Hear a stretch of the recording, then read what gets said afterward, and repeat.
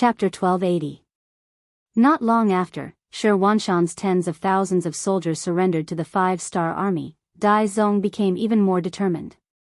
Under the instigation of eunuch Ji Ning, this task fell into the hands of the head of the Imperial Horse Directorate, Gao Rang. Don't think that the group of eunuchs would be united. On the contrary, they fought fiercely more than anyone else. Perhaps it was because they were missing some parts of their bodies, but they were especially fierce when they fought. They would often kill their opponents as soon as they made a move. After Gao Rang received this task, he immediately began to plan everything. He needed to report to the emperor. Otherwise, if the emperor questioned him, Ji Ning would add fuel to the fire and he would not have a good ending. Just like that, after a series of investigations, the final target was Yi Ligang, who valued friendship the most. Although he wanted to make a move on Shi Wanshan, who had more power, he had already taken away his family and his brother's family. Even the eunuch who was in charge of supervising them was taken away. Helpless, he could only find General Yi Ligang, who was second only to them. Although Yi Ligang did not have a family and his parents were no longer alive, based on the results of Gao Rang's investigation, he valued friendship. He especially treated his superior, Song Quan, like his own brother. Although Song Quan was dead, his family was in Baiming's capital, so there was no need to fear that he would not submit. Thus, Gao Rang had people take Song Quan's family into custody and then sent one of his trusted aides, Dai Qing, to complete the task. In his view, with hostages in hand, Yi Ligang would not dare to act rashly. As long as he could convince him to take back the military power of the three eastern provinces, Baiming would not only be able to take back the area north of Liaodong, but also cut off the supply route of the five-star army. No matter how he looked at it, this was a great achievement. Dai Qing came.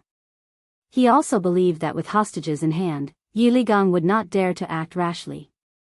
Thus, he also brought his favorite, Yao Shi, along with him. He never thought that he would have a bad start and attract the attention of the security bureau of the five-star army. Now that he had fallen into their hands, he did not know whether he would live or die. After confessing everything, Dai Qing was like a defeated rooster. He looked at Ning Gang and said, "I've said what I should say. You can kill me, but please let Yao Shi go." "Thank you." Ning Gang had a guess about what had happened, and now it seemed that he was right. However, he did not intend to let Dai Qing go, nor did he intend to kill him. If the matter was not resolved, Gao Rang would inevitably send other brocade guards to solve his problem. This time, it was due to the other party's carelessness that he was easily discovered. But what about the next time? What about the next time? He couldn't be so lucky every time, right? In order to solve this problem once and for all, there was only one way, which was to rescue Song Quan's family and send them to General Yi Ligang. This was the perfect ending. In order to accomplish all of this, it ultimately fell on Dai Qing's shoulders. In the capital of Baiming, the security bureau also had secret armed forces, and there were spies in some key departments. It was not difficult to rescue a few people, but the difficult part was where Song Quan's family was. In the huge capital, there were more than 1 million people. If there were no clues, it would be quite difficult to find them. If they were not careful, they might alert the enemy and mess things up. In order to find out where the people were being held, they could only start from Dai Qing. "Dai Tongji, do you know where Song Quan's family is being held?" Ning Gang, who wanted to find out all of this, asked. "Don't call me Tongji. Just call me by my name. I'm now a prisoner. As for where they are being held, I don't know. I just received a mission to inform General Yi Ligang." Dai Qing shook his head and said all of this, as expected. Ning Gang did not suspect that Dai Qing was lying. After all, he had said what he should, and there was nothing to hide. In other words, if he wanted to know where Song Quan's family was being held, he had to think of another way. However, Ning Gang did not want to go through so much trouble. He stared at Dai Qing and said, "If I let you go, do you have the confidence to find where Song Quan's family is being held when you return to the capital?" Hearing that he could be released, Dai Qing's heart skipped a beat. However, when he thought about how he had answered so many questions, Even if he escaped now, eunuch Gao Rang and the embroidered uniform guards would not spare him. Their family rules were very strict. I don't have confidence. The capital is too big. Finding a few people, especially a few people who are deliberately hiding, is harder than ascending to the heavens. Then what if this is General Ye's intention? Ning Gang continued to ask. General Ye's intention? Dai Qing said with some confusion. Yes, it's General Ye's intention. If General Ye wants to see Song Quan's family first to make sure they are fine, then he will talk to you about surrendering. With such an excuse, do you have the confidence to see Song Quan's family? Ning Gang's brain worked quickly, and he quickly thought of a way to solve the problem and a possibility. This. Dai Qing thought about these words and imagined the possibilities, but in the end, he shook his head and said, I'm afraid it's still very difficult. I may be able to see one person, but I won't see everyone. Moreover, eunuch Gao is suspicious by nature. He won't let me see the Song family's hiding place casually.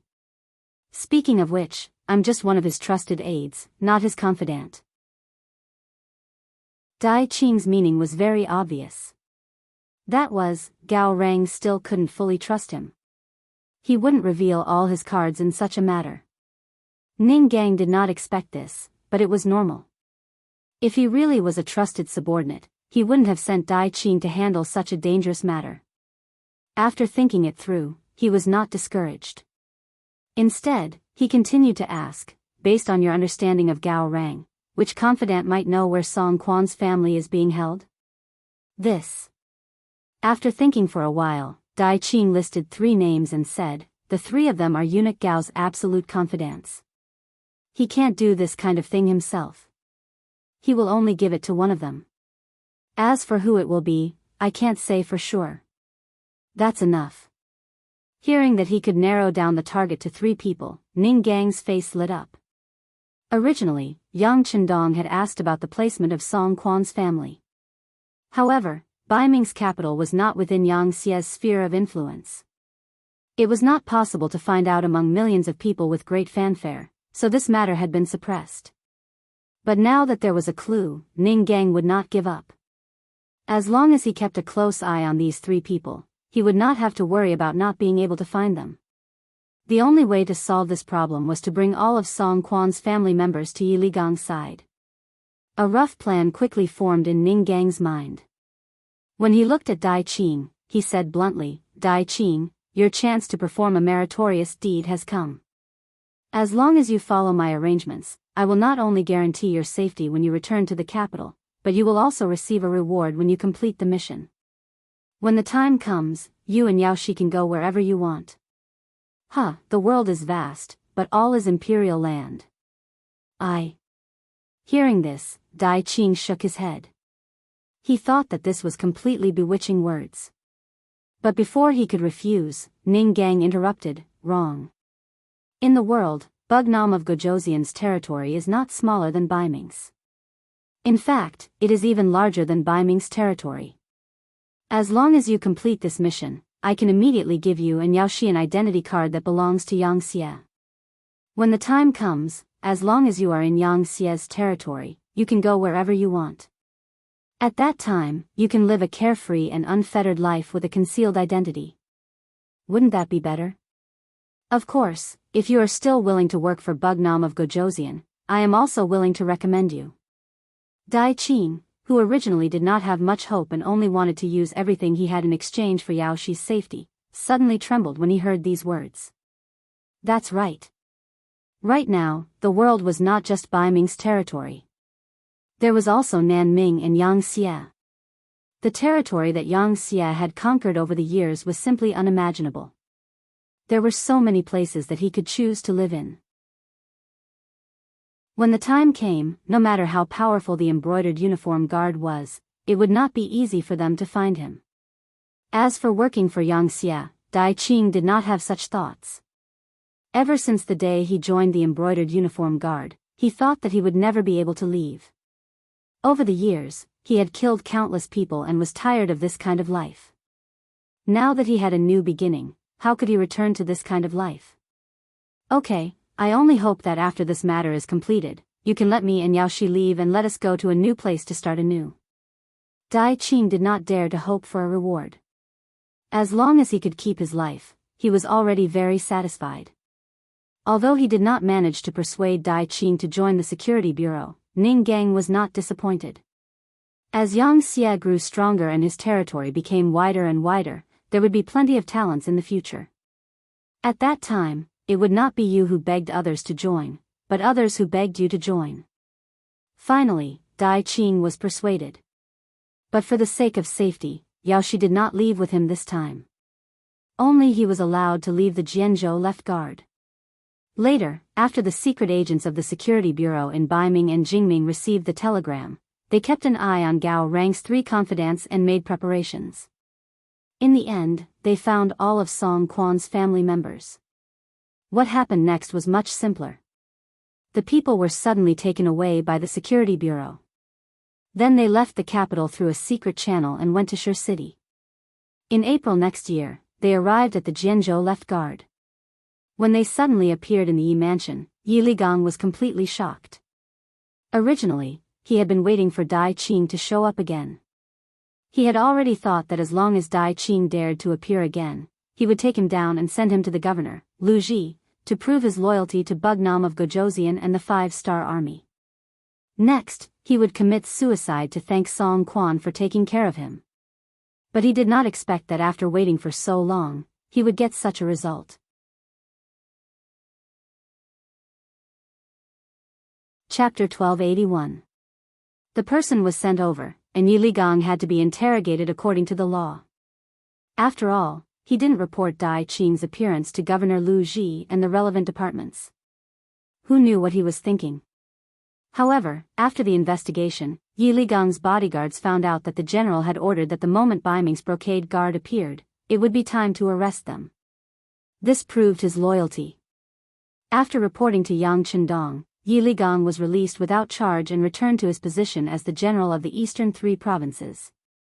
As for Dai Qing, he completed his mission very well and brought over a member of the Song family. Ning Gang also fulfilled his promise. Not only did he release Yao Shi, but he also gave them identification documents that could be used in Yangxia's territory. He also gave them 10,000 taels of silver for their living expenses. This was enough for them to live a carefree life. Dai Qing was so touched that he knelt down to thank him. He also said that he would tell his brothers about what had happened to him through various channels. In the brocade guard, everyone knew that as long as they came, they would be part of the brocade guard in life and in death. It was impossible for them to leave. However, with him as an example, those who wanted to leave could first come to Bugnam of Gojoseon's territory and then leave. This was equivalent to giving the brocade guard, especially those who were no longer part of the brocade guard, a new way out. Because of this, who knew how many brocade guard left and how many secrets they took with them? Some of these people directly joined the security bureau to work for Yang Chendong, while others joined the army and started anew. There were also some who went to other places to become farmers or merchants. However, this matter had a great impact on the brocade guard. Not only did it not succeed, but it also caused their own troops to be disloyal. Gao Rang was often punished by the acting guardian emperor. This matter was enough to change the entire brocade guard, but it wasn't important in front of Yang Chendong. It was already the 3rd month, and the snow had begun to melt. Although the weather was still fluctuating, and occasionally there would be light snow or sleet, it was no longer a hindrance to the road. Yang Chendong was also going to lead the 5-star army to attack and occupy the Yi Lily area. Over the past few months, hundreds of grain piles had been built in Turpan. They were all filled with rations to ensure that the army had enough for war. Many of the warehouses in the palace were also filled with boxes of gold, silver, and paper money. It had been 2 years since the banknotes were issued. This paper called Han banknote had a very obvious golden dragon printed on it, making it unforgettable. In Yangxia's sphere of influence, these silver coins had gradually replaced gold ingots, silver ingots, and copper coins. After all, these things would be worn out if used frequently, but Han coins would not. As long as there was no intentional damage or tearing, it would not be wasted. especially when there were different denominations in the banknotes. The small ones were 1 fun, 2 fun, and 5 fun, while the large ones were 100, 50, and 20 yuan. They were light and easy to carry, and were much more convenient than silver. With the Yang family bank as a guarantor, one could bring Han coins to any bank to exchange for gold and silver. At the same time, one could exchange gold and silver for Han coins. It was extremely convenient. If it was a large transaction, the Yang family bank could also release 100,000 yuan worth of banknotes. In this way, it was convenient for the commoners, and at the same time, it gradually replaced gold, silver, and copper coins, relieving the pressure on Yang Xia's finances. Even though Yang Xia was using war to support war, due to the continuous war, the pressure on his finances was still huge. If it wasn't for the fact that there were many new products that were exported, earning large amounts of money, he would not have been able to support himself until now. Furthermore, the circulation of Han banknotes had reduced the risks that might arise. Currently, all the banks in the Yang family were filled with gold and silver, greatly increasing the commoners' confidence in Han coins. With money and rations, this war was much easier to fight. Furthermore, Yang Chendong had the strongest weapons in the world, as well as the most resolute army. It was only a matter of time before they swept through all 4 directions. Just like now, the 5-star army seemed to have been injected with chicken blood. They were just waiting for Wu Nanking's order to launch a large-scale attack, besieging the city and capturing the stronghold to gain military merits. In comparison, the Ili Belly, Turpan, and Yarkiang tribes were having a much harder time. The commoners knew that war was coming, and no one knew what would happen.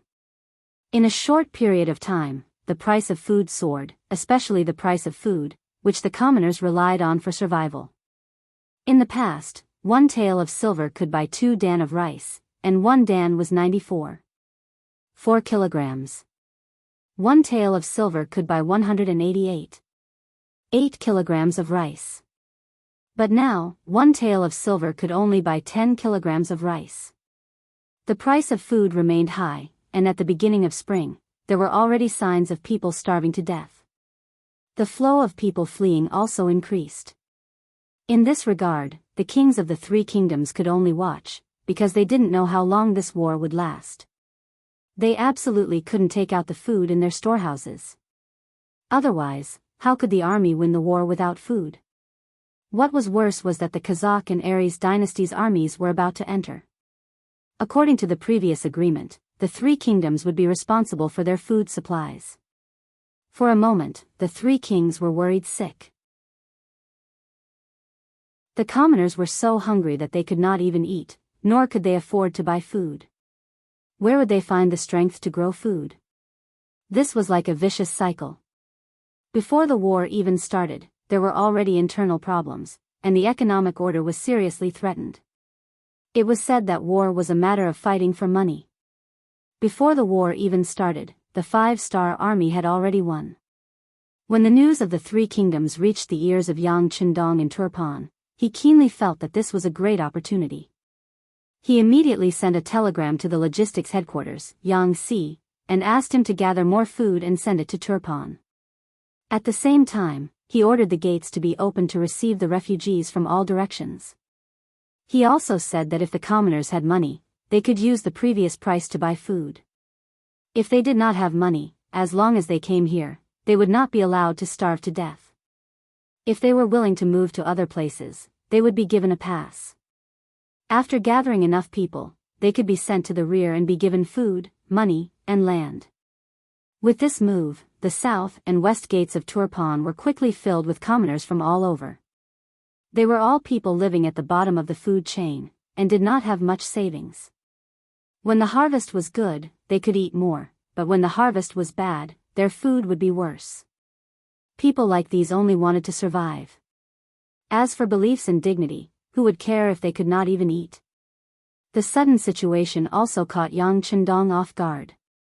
Originally, he thought that even if he opened the city gate and spread the food, he might not be able to recruit many people.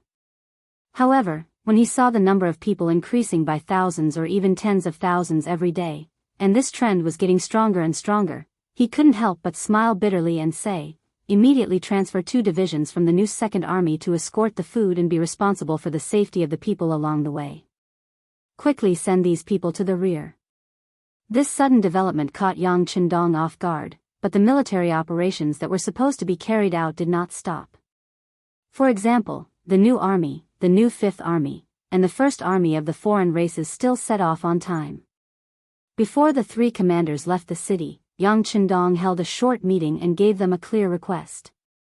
Their task was not to occupy as many cities as possible, but to attack the enemy's military strength as much as possible. Don't even think about occupying the cities. That's not something you should do. Unless there's a shortage of food, you can open the warehouses to get food. At other times, you can even abandon the captives and military equipment. In short, there's only one thing: kill the enemy. The more you kill, the better. After the 3 commanders completely understood Yang Qindong's meaning, they immediately expressed that they would kill as many enemies as possible to pave the way for the Central Army. The 3 commanders quickly left after giving a standard military salute to Yang Qindong, and then more than 100,000 troops poured out of the city. Naturally, the people of the 3 kingdoms were worried when they heard the news, especially King Harden Barter. After hearing the news, his face was full of worry, and there was no light in it.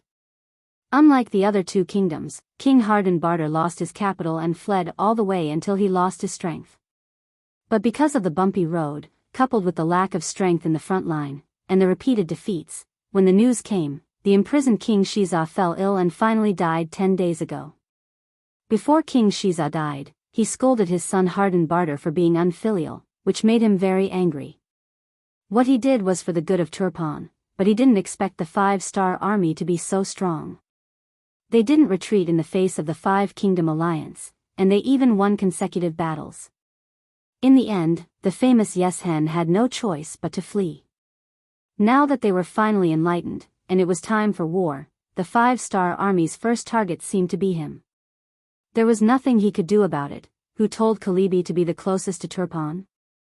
After knowing that the 5-star army first sent out more than 100,000 troops, and that one of the new army's targets was Kalibi, Harden Barter called General Daichin to discuss the defense. The Kazakh and Aries dynasties' armies haven't arrived yet, and Yeshen and Erqiang have a large area to defend. What should we do now?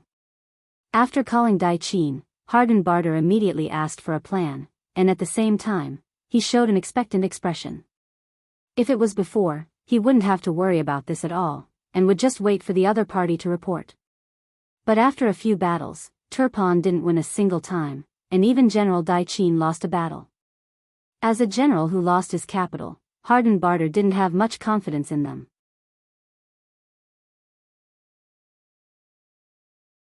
Chapter 1282. Now that Tulyafan had suffered consecutive defeats, their military strength was not as good as before. Although they recruited another 50,000 soldiers, their military strength had reached 180,000, but there were too many places to defend. Facing the 5-star army, they were unable to do anything. More importantly, the civilians of Tulyafan were too close to Tulyafan city. Naturally, they were the majority of the civilians that escaped. Not only that, there were also a lot of retired soldiers that escaped. They mixed in with the civilians and entered Tulyafan city. Don't think that they mixed in just to find the base of the 5-star army. They really did surrender. Their families didn't have food to eat, their parents were old, their children were young, their wives were weak. They all needed the head of the family as a man to take care of them. These people chose to stand out to protect their families and join the 5-star army with their families. People like these who brought their families with them wouldn't go against the 5-star army, much less cause any trouble. Moreover, this situation was becoming more and more intense. The battle had yet to begin, but the army had already lost close to 5,000 soldiers. One could imagine, with their current state, how could they fight with the 5-star army? How could they fight with the enemy? They didn't have enough soldiers and their battle strength was even lower. Even the cleverest housewife couldn't cook without rice. At this moment, General Daichin didn't know how to deal with this. At this moment, he really wanted to ask the king to open the granary and release the grain. However, he knew that if he really did that, not only would the civilians of Tulyafan, even the civilians of Ili and Yirkiang would come. It would also attract some unscrupulous merchants who would hoard grain at a high price. If that happened, then it would be a huge problem. Dai Qin thought for a long time but couldn't think of a solution. Facing the king's question, he could only lower his head and remain silent. Harden Bartle waited for a long while and still didn't get any reply. He couldn't help but ask, "General Dai Qin, I'm asking you something. Can you hear me?" "Yes, Your Majesty, I hear you. The 5-star army is coming at us ferociously. Our reinforcements won't be able to reach here in a short amount of time. The only thing we can do now is to place our main forces outside the city and defend first. Using our advantage in numbers and terrain, we can still fight." Helpless, Dai Qin could only suggest a defensive strategy. He knew that if they kept defending, they would definitely lose. However, if they took the initiative to fight, they might be surrounded and split up. If that really happened, Turpan would have no trump cards left. Even if they could chase away the 5-star army one day, they wouldn't have the strength to bargain with their allies. Harden Barter quickly understood what Dai Qin meant. He couldn't help but frown. "You mean that we should let the 5-star army walk past our city and wreak havoc everywhere? But do you know that if we do that, the entire Turpan will be engulfed in the flames of war, and we will have no way out. Once the city is lost, there will be no place for us to stay." Dai Qin obviously understood this logic, but at this moment, he really didn't have any better ideas. If they split up their forces to fight, they would probably lose even faster. As for whether or not this would cause them to lose the nearby cities and large amounts of land, it wasn't a problem that he needed to consider right now. "Let's solve this problem first. Your Majesty, I know your worries, but as long as Your Majesty is still here, the army is still here, and the lost land can be taken back. Furthermore, from what I see, if we gather our forces outside the city, the 5-star army might turn around and leave. After all, their numbers aren't as good as ours, so attacking the city won't benefit them. That way, as long as they leave, they might enter the lands of other allies. If that happens, some people won't be able to stand by and do nothing." Dai Qin had done a serious analysis before. Right now, there were 150,000 soldiers gathered outside the city, and their numbers were above the 5-star armies. If they attacked this place, both sides would suffer losses, and this wasn't the result that the 5-star army wanted. It was very likely that they would give up on this place and go to other places, such as Yilabali and Yarkiang. In that case, the two allied countries would not be able to sit on the sidelines even if they wanted to. Once they joined in, the pressure on Tulyafan would be greatly reduced.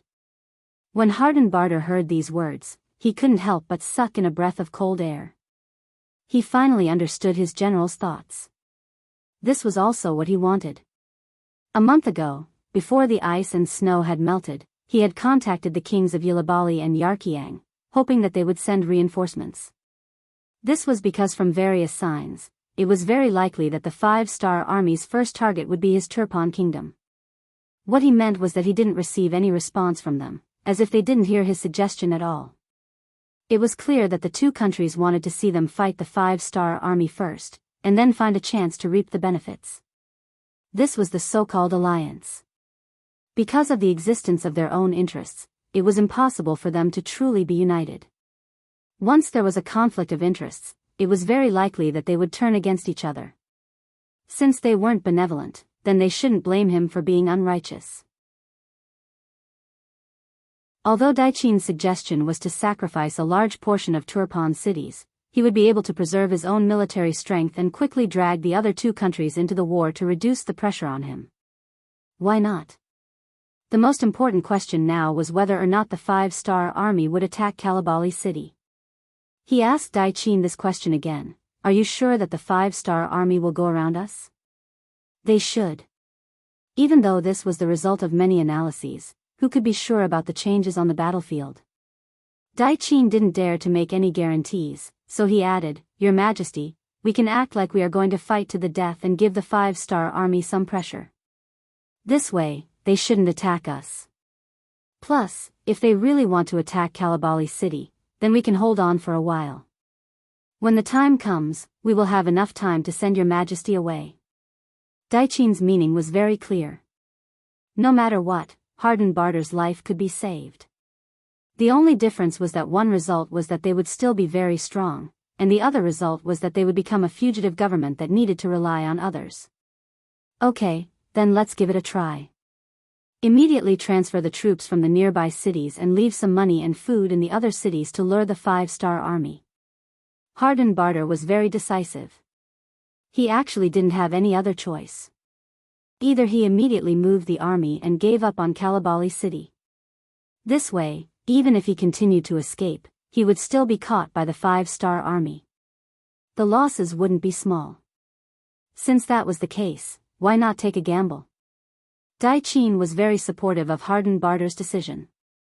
When he heard that the king wanted the other cities to leave some food for the 5-star army, he couldn't help but reveal a look of admiration. With this bait, the chances of the 5-star army not attacking Kalabali city would increase. Under the king's orders, the troops from the nearby city started to move towards Kalabali city. The Turpan kingdom only had 180,000 troops. Other than the 30,000 troops that were too scattered and couldn't gather due to the distance, the other 150,000 troops were all gathered in and outside Kalabali city. The military tent stretched for 10 miles, as if they were ready for a decisive battle once the 5-star army arrived. The ones that came from the middle were the new army. After General Su heard the information from the scouts, mainly from the intelligence department, he immediately made the decision to go around Kalabali city and attack the smaller cities with weaker defenses. Before they came, Yang Chendong had said that this time, they weren't going to take over the city or see who took over the most territory. What they wanted was to destroy the enemy's strength. Since that was the case, Su wouldn't be stupid enough to fight with the Turpan kingdom's main force. Plus, he really didn't care about a single Kalabali city. Suhi's new army was the closest 5-star army to Kalabali city. Even he suddenly took a detour, so the 5-star army and the first army of the other races definitely wouldn't have any ideas about this place. When the news reached Hardenbarter and Daiqin's ears, they couldn't help but let out a sigh of relief. King Hardenbarter's face finally showed a trace of relief as he said, "They really took a detour. Let the other people have a headache from now on." "Yes, Your Majesty. Now that we've prepared ahead of time, we've stored large amounts of food in Kalabali city. It won't be a problem for us to defend for 2 to 3 years. By then, the battle will have ended. At that time, with your 150,000 troops, you might become the strongest force here." Daiqin also let out a sigh of relief. As the general, the pressure on him was greater than anyone else. Luckily, the result was good. The 5-star army really did take a detour. Naturally, the burden on his body was also reduced by a bit. "Oh. You're saying that we still have a chance?" Hardenbarter, who originally thought that they were just hiding for a while, suddenly thought of a possibility. If the result was as Daiqin predicted, when the 5-star army and his allies were almost done fighting, wouldn't he be able to reap the greatest benefits by leading his 150,000 troops? Thinking about how the Turpan kingdom could use this opportunity to increase their strength and truly unify this place, Hardenbarter couldn't help but laugh out loud. Wasn't this what he had been searching for? Perhaps it would truly be realized in his own hands. The new army went around Kalabali city and came to the hinterland of the Turpan kingdom. Then, they attacked the city and took over the stronghold. No one could stop them. Some of the smaller cities had already opened their gates. The civilians had all run away. The Turpan army in the city had also all run away. It didn't take much effort at all.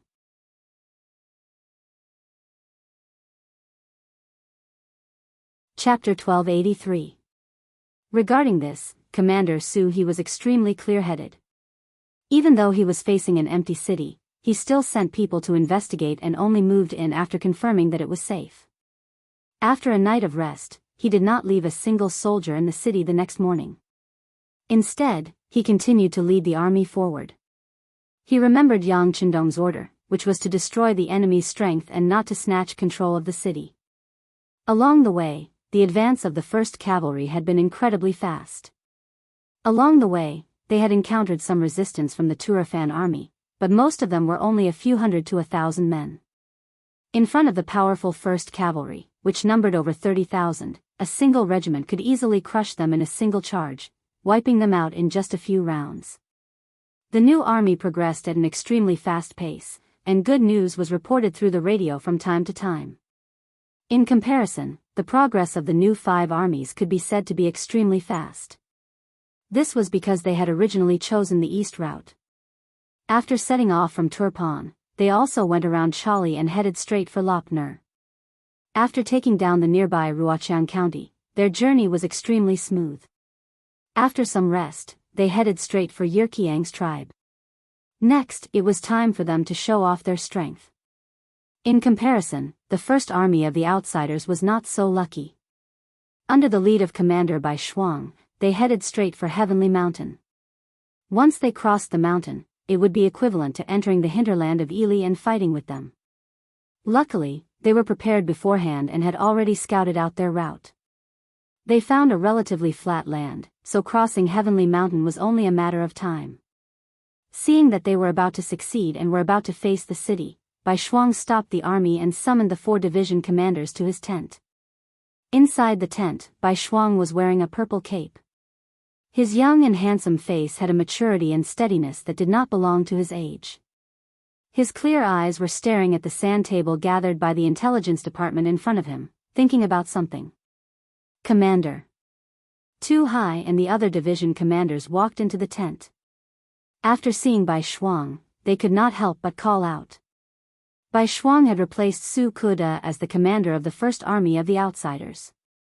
For a regiment commander to be promoted to the position of commander, it was not an exaggeration to say that he was being promoted beyond his rank. But who asked his teacher to be Yang Qindong and Bugnam of Gojoseon? Even though Tu Hai and the others did not agree in their hearts, they still had to put on a very respectful appearance on the surface. Bai Shuang could more or less guess the thoughts of the 4 teachers. However, he didn't mind because he believed that he could conquer them with his own abilities. This was also the idea that his teacher, Yang Qindong, had given him. During the new year, when Bai Shuang went to visit Yang Qindong, she had received some pointers. Seniority in the army was naturally not something that could be ignored, but ability was more important. According to what Yang Qindong had said, as long as he displayed enough strength, Tu Hai and the others would not listen to him. Of course, if they really dared to disobey military orders, they could deal with them according to military rules. On this point, Yang Qindong had fully delegated the authority to Bai Shuang. With Yang Qindong's support behind him, what did Bai Shuang have to fear? He immediately promised that he would use practical actions to prove himself, and at the same time, he would not lose face for his teacher. Next, it was time to fight the first battle. How to make the 4 teachers truly submit to him, this battle was naturally very crucial. You've all come. Very good, take a look at the sand table in front of you. In half a day, we will be able to cross the Heavenly Mountain. Next, we will be entering the territory of Ili. The first town in front of us is the city department of Little Yule. The intelligence personnel have already sent news that there are 2,000 enemy soldiers here. Everyone, tell us, how should we attack and occupy that place? As Bai Shuang spoke, his gaze landed on Tu Hai and the other 3. Only 2,000 enemy soldiers. The 4 teachers couldn't help but reveal a proud expression. Clearly, this amount of soldiers was nothing in their eyes. Especially the leader of the 301st Division, Tu Hai. As a veteran of countless battles, Tu Hai had already killed countless enemies. Only 2,000 people were nothing in his eyes. Therefore, he was the first to speak. Military leader, it's only 2,000 enemies. Leave this matter to our division. I guarantee that we will be able to take it down within 2 hours. Tu Hai's words were extremely confident. In reality, he also had the strength to do so. The other teachers originally wanted to ask for a battle, but since Tu Hai had already stood out, it was naturally not good for them to snatch the credit. But even though they did not say anything, from their expressions, it was obvious that they were disdainful of this battle. 2 hours? Not bad, it is indeed very fast. After Bai Shuang heard Tu Hai's words, he nodded in approval. He. Hearing that Bai Shuang seemed to agree, Tu Hai laughed and immediately saluted, "Military leader, I will go and make preparations. At this time tomorrow, I will guarantee that the army will be able to spend the night in Little Yule City Sea." After speaking, Tu Hai was about to turn and leave the tent, but Bai Shuang's voice rang out, "Teacher Tu, please wait." N. Tu Hai, who was stopped, revealed a displeased expression. However, before he could say anything, Bai Shuang and the others also asked, "Division Master Tu, how many men are you going to bring to attack? Can you guarantee that the other party will all stay in the city? Can you guarantee that none of the civilians or soldiers will escape? Can you guarantee that the news of our army appearing here will not be leaked? Can you guarantee that the stored food in the city will be safe for our army to use? Can you guarantee that?" A series of questions were thrown out.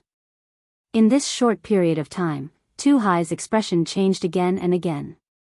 He really wanted to say that once the battle started, who knew what would happen?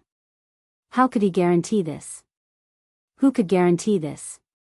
After a series of questions were thrown out, Tu Hai did not know how to answer. However, Bai Shuang did not intend to stop asking. Instead, he continued to ask, "I wonder if Teacher Tu can give an answer to these questions?" "This, I can't guarantee." Tu Hai opened his mouth and closed it. After closing it and opening it again, he finally said these words. "Okay, then which of the other teachers can do it?" Bai Shuang then looked at Luan Xiaojiang and the others with a serious expression. No. Luan Xiaojiang, Sensei Naganabu, and Kong Biao all shook their heads one by one. It was easy to take down a city, but it was too difficult to not leak any news.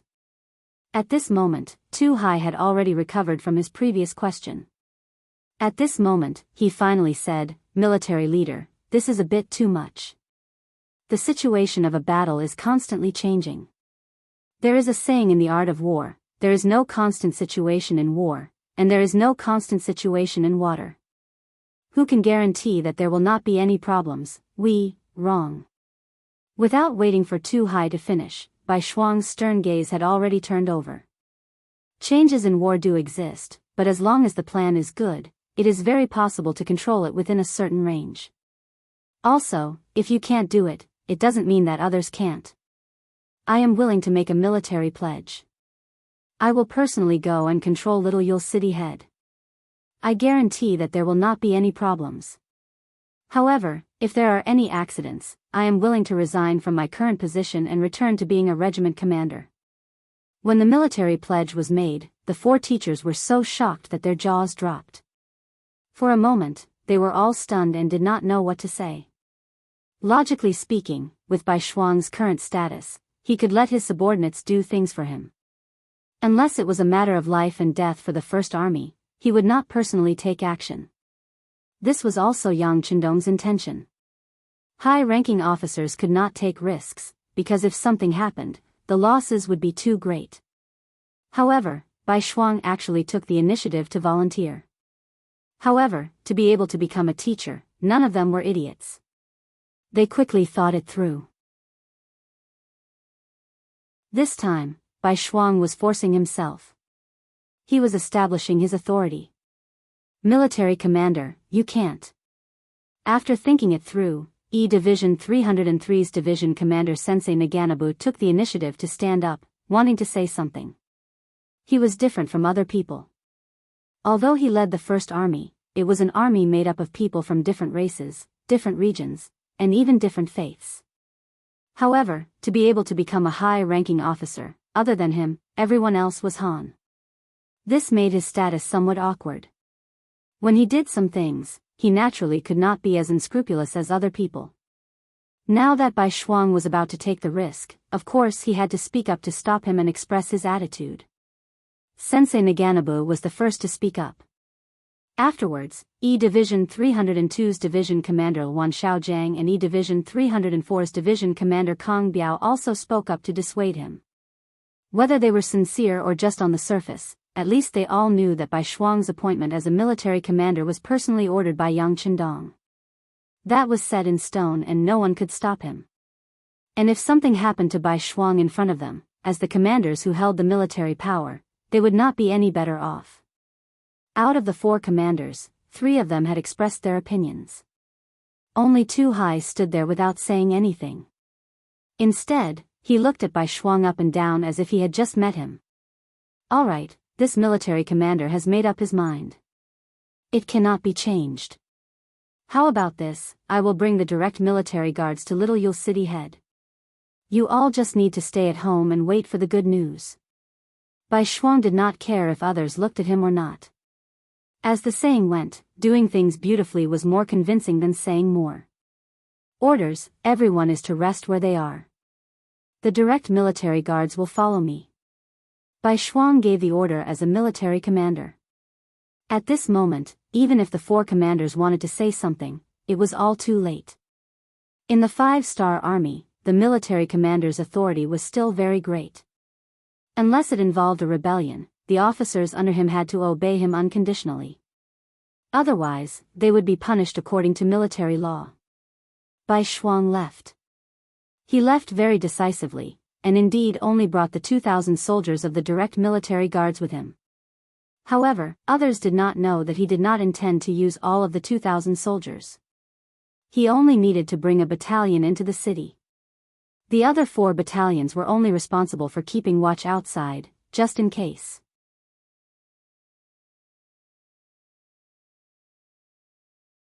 Chapter 1284. In the mountains 4 li away from Little Yule City, Bai Shuang was leading the 1st Guard Battalion to change. He took out a large amount of commoner clothing from the military luggage and put it on. As he fastened the buttons on his robe, Bai Shuang said to the large man standing beside him, "Commander Zhuang, I'll leave everything outside to you. If nothing goes wrong, I'll send you a signal at night. When the time comes, you must act quickly, quickly." Commander Zhuang's full name was Zhuang Cheng. He was originally a deputy battalion commander of the 4th Regiment of the 1st Cavalry Division. This time, Bai Shuang came to the 1st Army. As a trusted aide, his status naturally rose, and he was promoted to Guard Battalion Commander.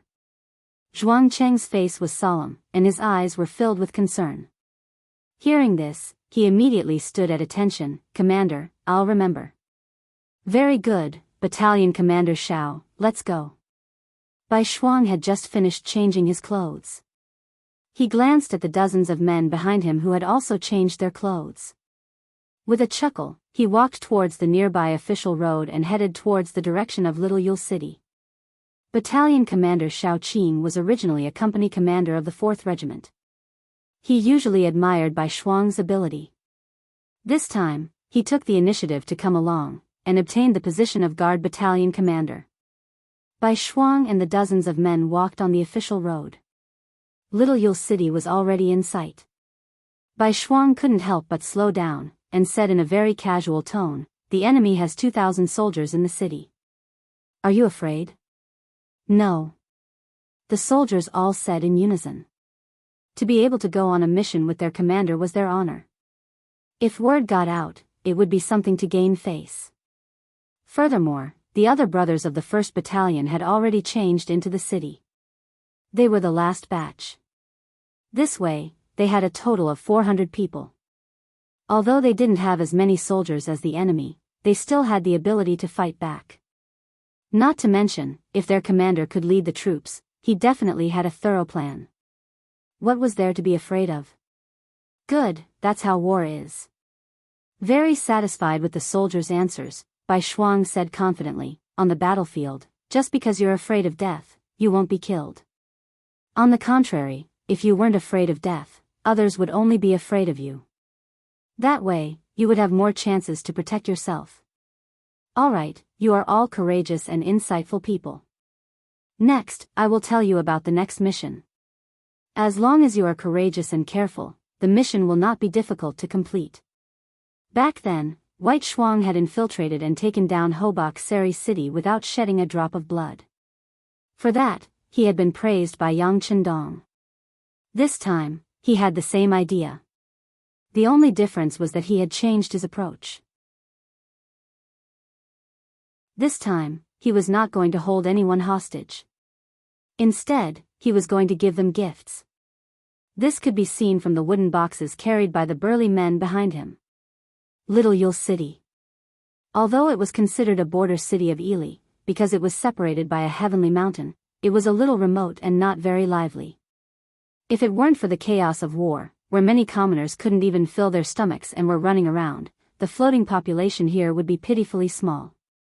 However, it was precisely because of this chaos that the other soldiers, disguised as refugees, did not encounter any trouble from the city guards when they entered the city.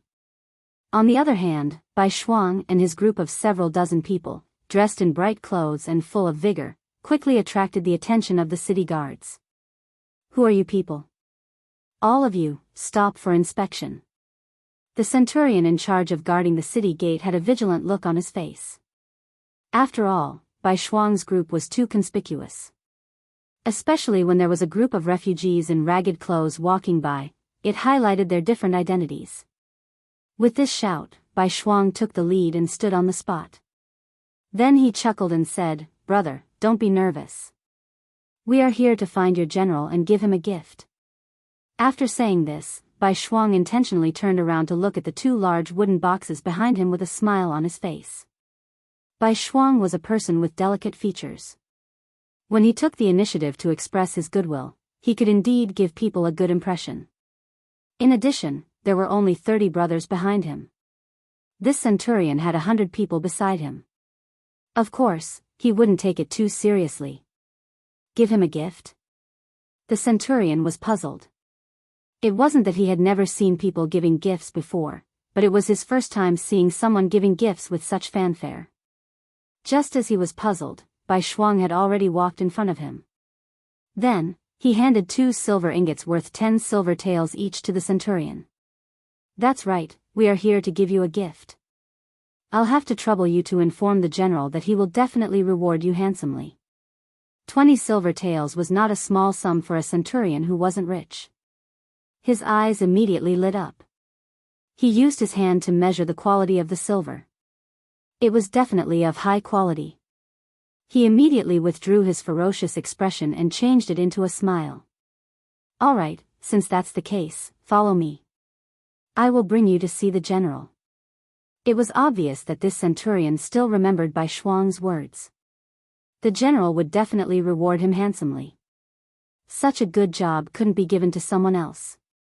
With this centurion leading the way, it was naturally not difficult to enter the city. Not only that, they quickly arrived at the general's residence. When Bai Shuang saw that most of the houses in the city were dilapidated, but the residence in front of him was majestic and dignified, how could he not know that they had arrived? As expected, the centurion stopped in his tracks and pointed at the courtyard in front of him. "This is the residence of our general, Slam. Please." "Thank you, please." Bai Shuang immediately smiled and nodded. He had a look of gratitude as he followed the centurion into the residence. The difference was that Xiao Qing and the others behind him were blocked outside the door. They were watched over by the centurion's soldiers. It could be said that they were being held captive. Bai Shuang didn't show the slightest bit of fear because his subordinates were blocked. On the contrary, he entered with a calm expression. His gaze casually swept around as if he was very interested in everything in the courtyard. However, he knew that he was scouting the enemy. The centurion led the way.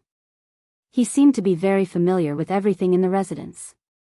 Along the way, he didn't let anyone lead him.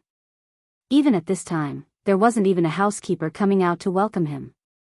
All of this entered Bai Shuang's eyes and made him feel disdain. From this, it could be seen that the general's standards were too ordinary. The reality was as Bai Shuang expected.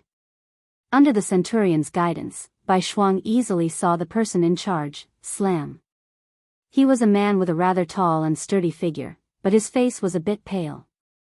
Based on his experience in observing people, Bai Shuang could easily tell that this Slam was someone who had been hollowed out by wine and women. This was very consistent with the information sent by the intelligence department. Although Bai Shuang appeared to be very confident along the way, if it wasn't for the fact that he continuously obtained a lot of information about General Ibali from the intelligence department while the land was covered in snow, how could he enter so fearlessly? It was only when the preparation work was done that he appeared to be so confident in doing things. According to the information provided by the intelligence department, this Slam was someone who was ostracized by the upper echelons of General Ibali, which was why he was arranged to guard such a remote small city. Bai Shuang was very confident that she could establish a relationship with these people who were depressed and unable to achieve their goals. Slam looked as if he had just woken up from a drunken stupor. When he saw that it was a centurion under his command, he yawned and pointed at Bai Shuang, who was standing there, and said, "Who is he? What is he doing here?" With the opportunity to speak, the centurion thought of the reward. He immediately leaned over with a face full of joy. He came to Slam's side and whispered for a while. Originally, Slam didn't seem to care. He thought that it was another homeless person who wanted to join the army. However, in just a short while, his eyes became brighter and brighter.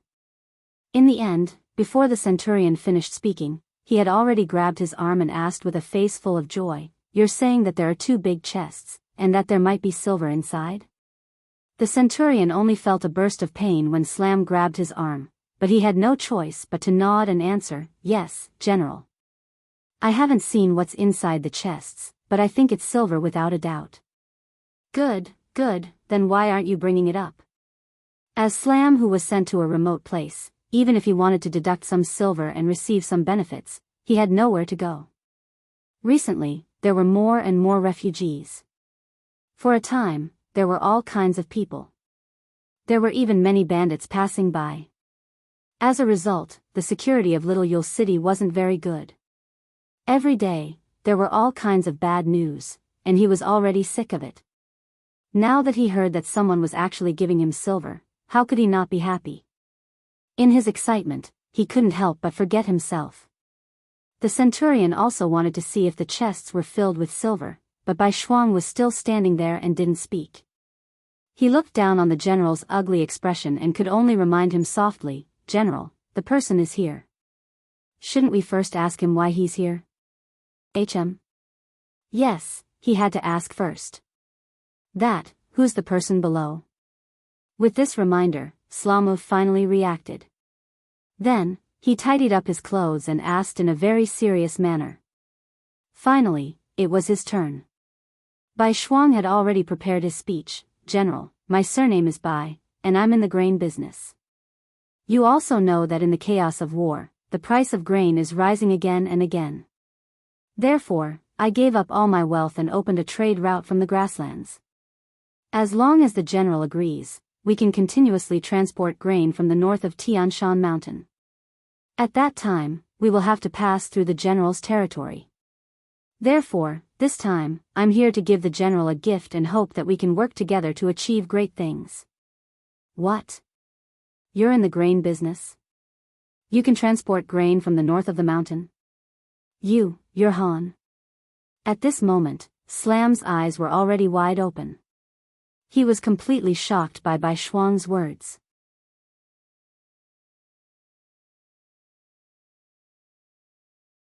Chapter 1285. If one were to talk about what was the most valuable right now, the first would be food.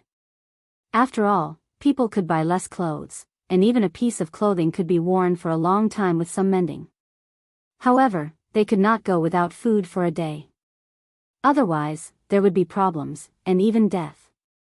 Especially in this war, the price of food had increased exponentially.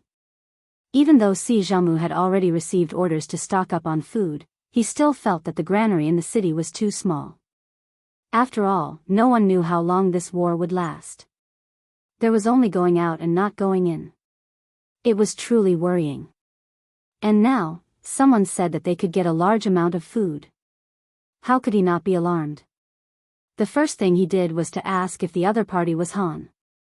After all, only the Han-led 5-star army would not lack food. That was why they had such a way to transport food. Regarding his identity as Han, Bai Shuang had no intention of hiding it. He did not want to hide it either. Facing Si Jianghu's question, he did not have any intention of denying it.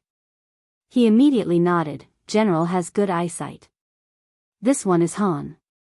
With this admission, Jianghu's body tensed up.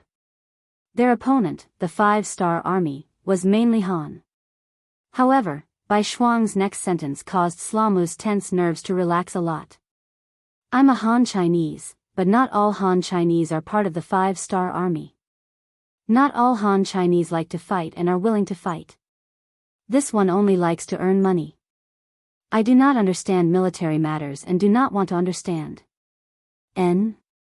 Hearing Bai Shuang say that he was not part of the 5-star army and did not like to fight. He only liked to earn money, Jianghu's expression became much better. The centurion to the side was also shocked by Bai Shuang's identity as a Han. He was not afraid that the other party would do anything to him. After all, this was Little Yule City, his territory. He was worried that the reward he was about to receive would be gone. Now that he heard such words, his heart moved. He quickly said to Jianghu, General, what he said makes sense. Not all Han people are our enemies. Besides, if he really is an enemy, why would he give you money? I'm afraid that he would have long come over with weapons. That makes sense. Living in a remote area, Sama didn't know much about the 5-star army, so he didn't think the 5-star army was that scary. The most important thing was that he also believed that this was Little Yule City, and this was his territory. There were only a few dozen people here, but he had 2,000 soldiers. If the other party dared to act rashly, he only needed to give an order to settle everything. Furthermore, he knew that if he were White Double, he definitely wouldn't have the guts to barge into the 5-star army's barracks. Judging others by his own standards, Sama's vigilance dropped a lot. When he looked at White Shuang, he focused all his attention on the grain business. What did you say your surname was? General, he said his surname is Bai, the centurion said with a flattering look. Oh, yes, Mr. Bai, right? You said that you can transport food, then may I ask where the food is? Slama resumed his high and mighty general appearance and asked Bai Shuang. He. Seeing the other party ask such an idiotic question, Bai Shuang couldn't help but laugh out loud. Then, he felt that the situation wasn't right. Seeing Slama's confused expression, he took the initiative to explain, General, this time I'm only the vanguard. I'm in charge of clearing all the checkpoints. Also, we're not very sure if there's a need for food here. Only after understanding everything will the food be transported here in large quantities. With this explanation, Slama's old face turned red. He also knew that he seemed to have asked a very stupid question. But right now, his attention wasn't on this at all. He was thinking about large quantities of food. When White Shuang finished speaking, he immediately said, lack of food. I'll take as much as you have, but I don't know the price. The price is only 30% higher than the market price. White Shuang hesitated for a moment, then tentatively raised 3 fingers, 30%. Hearing this price, Slamu seemed to have been pricked by something. With a whoosh, he bounced up from the chair. What? 30% is a lot. That won't do. 20% is fine. White Shuang looked very careful, showing his worry and nervousness. No, it's not much. 30% is already very good. The laughing Slamu had already walked over from the chair and came to White Shuang's side. He was very clear that in Ely, food was priceless. Anyone who had some skills and some strength would be hoarding food. They were afraid that if there was a war, there would be no food to eat. Who would be willing to sell food? Not to mention 30%, even if it was doubled or even tripled, they would still easily sell it. Thinking about it this way, this was definitely a big deal. White Shuang had undoubtedly become a noble person in his eyes. He immediately came to White Shuang's side with a face full of smiles. His eyes were filled with indescribable passion. Because he was too passionate, White Shuang couldn't help but take a step back. General, don't lie to me.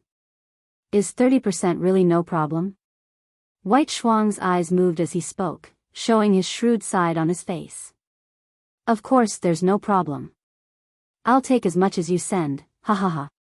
Slama laughed loudly. He originally thought that after being sent to this remote little city, it would be difficult for him to achieve anything in his life. He didn't think that a good thing would fall into his lap. How could he not grasp it? At this moment, White Shuang's heart finally settled. The business was more or less done. Next, White Shuang brought up the 2 boxes of silver he had prepared. At this moment, Slama was shocked to the point of choking. He had a new understanding of White Shuang's wealth and no longer doubted it. After all, if he didn't have a request, why would he give him so many benefits first? Regardless of whether there was food or not, just based on these 2 boxes of silver, it was not a loss to make this friend. The things that should be set up were done. Everything that followed was much easier. Bringing White Shuang and the others to the residence, a banquet was set up. Under White Shuang's request, all the officers with some authority in the city were invited to the residence. At the banquet that night, Slamu even put his arm around White Shuang's shoulder in front of everyone and introduced him as his brother. In the future, everyone should give him face and so on. When the other generals saw this situation, how could they not know what to do? One by one, they took the initiative to come to White Shuang's side to toast him, wanting to get familiar with him. White Shuang's alcohol tolerance was not bad. He didn't refuse anyone and led his brothers to drink with everyone. This drinking lasted for nearly 4 hours. In the end, most of the generals in the courtyard had collapsed to the ground. White Shuang, who was also 40% drunk, shook his head. He didn't forget his mission. Looking at the battalion commander Xiao Qing who hadn't drunk, he said, "Go, this is Slama's military seal. Take it and let your brothers into the city. Gather the other soldiers in the city and watch over them." "Yes," Xiao Qing said with a face full of excitement. At this moment, he was completely convinced by the military chief. He had only used 2 chests of silver to take down the entire Little Yule city without shedding a drop of blood. Most importantly, he had completely sealed off the news of the army entering the city. This was a true wise man, a true expert. Xiao Qing left. Using the commander's seal, he quickly found Commander Zhuangcheng, who was waiting for news outside the city. What happened next was much simpler. The 5-star division quietly entered the city. Following that, they gathered all the guards inside. After that, they removed their weapons and became prisoners of war. All of this was completed before daybreak. Then, the signal was sent out. An extremely bright flash grenade soared into the sky. 3 li away, 2 high and the others who were waiting for news immediately brought over 30,000 soldiers towards Little Yule city. The sky finally brightened. Slamu, who was in a daze, was awoken by the urge to urinate. When he slowly opened his eyes, he didn't have the urge to urinate anymore. This was because at this moment, a steel blade was placed on his neck. Surrounding him was a group of 5-star army soldiers wearing military green uniforms. This is a dream. This must be a dream. Slamu hurriedly closed his eyes. Then, he opened them again. However, nothing had changed.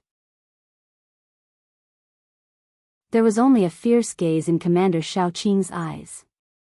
"General C, you're finally awake? Then let's have a good talk now." "Talk? Talk about what?" Slamu's voice was trembling as he spoke.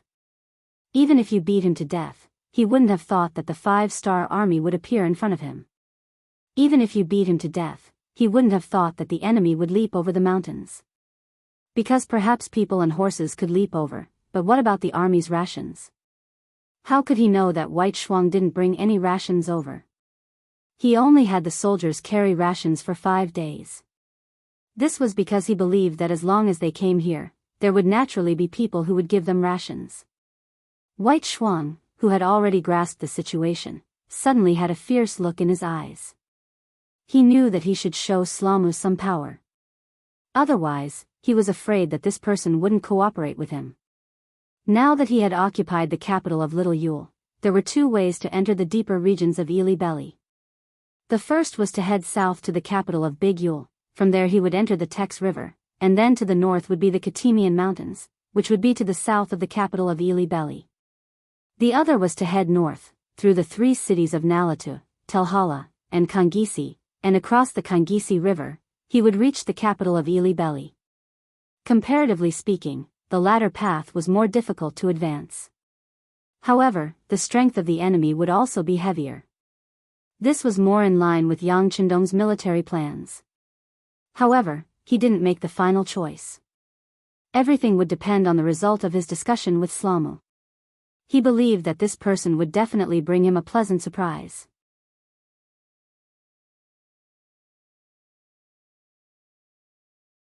Chapter 1286. Facing Bai Shuang's murderous gaze, Slamu's heart trembled. He had thought of something, and his thoughts came true. He heard Bai Shuang say coldly, "I can tell you now that I'm not a merchant. We're the 5-star army. We've crossed Tian Shan Mountain to come here. This time, we're here to take your king's dog life. Trust me, it won't be long before this place becomes the territory of our 5-star army. All the soldiers here who oppose us will be killed or become captives who will never see the light of day. You're very lucky to be caught by us first. Now, you're still useful. As long as you're willing to cooperate with us, I promise you'll live a good life. Of course, you can choose not to cooperate. However, I know you, but the blade in my hand doesn't. Please make your choice." As he spoke, he intentionally waved the blade in his hand. The sharp blade flashed in front of Slamu, scaring him out of his wits. Speaking of which, no one wasn't afraid of death.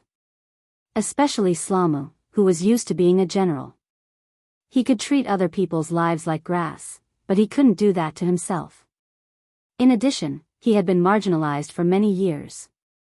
He had a lot of complaints against the upper echelons, so he wasn't loyal at all. Now, in order to survive, he didn't have any psychological pressure. He already had the thought of surrendering, but he still wanted to fight for more benefits. After Slamu's eyes looked around, he looked at Bai Shuang, who was waiting for an answer, and said, "How can I believe you? How can the glory and wealth you speak of be fulfilled?" Even at this time, Slamu was still thinking about how to obtain more benefits for himself. In the eyes of these people, there was no such thing as a nation, a country, or dignity. They only cared about their own benefits. If these people were in the 5-star army, needless to say, once they were discovered, they wouldn't be put in an important position. They might even be kicked out of the army at any time and sent to be punished.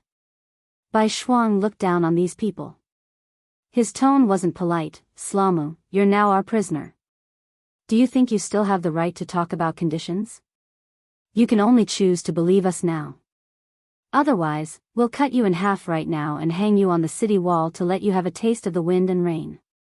"No, I'll cooperate with you. I'll completely cooperate with you. I just hope you keep your promise." When Slamu heard these ruthless words and saw Bai Shuang's unfriendly gaze, he immediately replied with a face full of fear.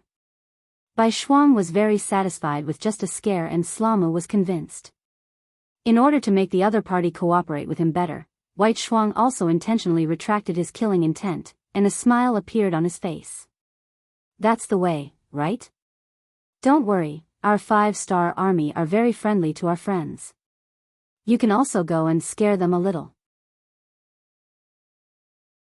As long as our 5-star army occupies a place, most of the local generals will be responsible for the security work.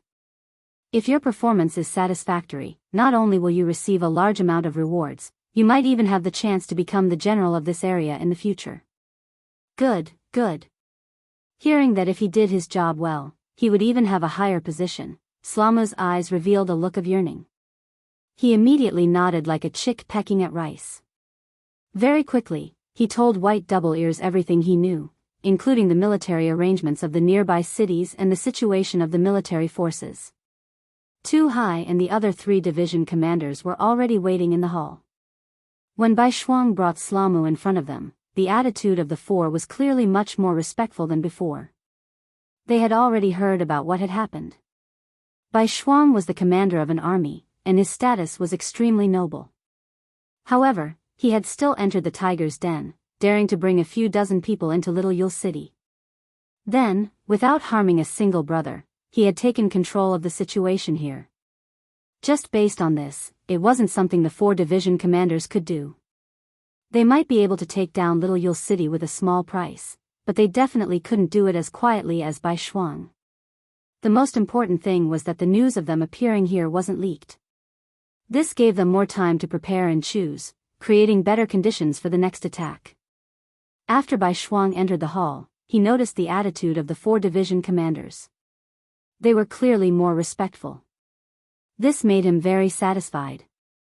He didn't expect these people to immediately submit to him, but as long as they didn't hinder him, he believed that his performance in the future would make them truly submit. You're all here. Let me introduce you. This is General Slomu. He is now our friend and is willing to provide us with everything we need to know. He is also willing to cooperate with us. Now, let's ask him to explain the surrounding situation. Bai Shuang smiled and nodded at Slomu.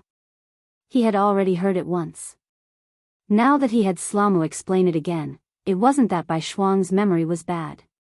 On the contrary, he was very smart. The reason why he did this, other than letting the 4 division commanders understand the situation, he also wanted to test Slomu again and see if he introduced the same thing twice. Once he found a problem, he would properly explain it. Fortunately, Slomu really surrendered at this moment, so what he said was naturally true. 2 introductions, the language might be reversed, but the meaning didn't change. Bai Shuang finally relaxed. He looked at the 4 division commanders and said, "Now that everyone understands the situation, let's talk about what you all think." The East Army's new 5th Army. After speeding up their march all the way to Lopner River, they went straight to Lop City in the southwest direction. Under the lead of Shi Wanshan, they advanced at a speed of a few hundred li per day. What they wanted was to take the enemy by surprise. They wanted to directly attack the enemy. According to Yang Chendong's request, they moved unhindered in the Yarqiang Kingdom, so that they didn't have time and energy to deal with the Turpan Kingdom. The 5-star army's main force would be able to take over the Turpan Kingdom. The new army also bypassed Khaleesi City and came to the Iron Gate Pass behind it, cutting off the retreat of the Turpan Kingdom's army, making it a completely isolated city. It also forced Hardened Barter to send reinforcements. The strategy of encircling and attacking reinforcements has been formed. In the Turpan Kingdom, when all kinds of information were gathered through the radio, Yang Chendong was naturally very satisfied after reading it. It can be said that the performance of the 3 armies was better than he expected. They didn't care about the gains and losses of a city and only wanted to destroy the enemy's strength. This kind of strategic thinking was very advanced. He believed that when the enemy reacted, it would be too late for them to regret it. For now, let these 3 monkeys continue to cause trouble. When the time is right, it will be time for him to lead the army to battle. At this time, Yang Chendong's mood was very good. Beta Persei noticed this and hurriedly came over. "Young master, you also have to take care of your body. Don't always be like this. If you have work, you can give it to others." Knowing that Beta Persei was concerned about him, Yang Chendong had a smile on his face. How could he not want to rest? But anyone who wanted to achieve such a big goal in a short period of time would have no time to rest. How is Division Commander Tian and Division Commander Ling doing? The 2 people he was talking about were the Division Commander of the 1st Cavalry Division, Tian Hu, and the Division Commander of the 4th Division, Ling Daqiang. After the liberation, they received the order to liberate the Fire Province, Willow City, and other places around Turpan. As the capital of Turpan, there were many large cities and strategic towns around Turpan. It was just that because of the geographical location, they couldn't provide much protection. When Hardened Barter escaped, he didn't escape to those places, causing them to become isolated cities. For the safety of the rear, Yang Chendong decided to liberate these cities. Only then could he walk out of Turpan without any worries. When it came to the situation of these cities, Beta Persei's face immediately showed an excited expression. "Young master, everything is going well. The Fire Province has been taken." "So fast?" Hearing that the Fire Province had been captured, Yang Chendong's eyes flashed with surprise. Tell me the details. Yes.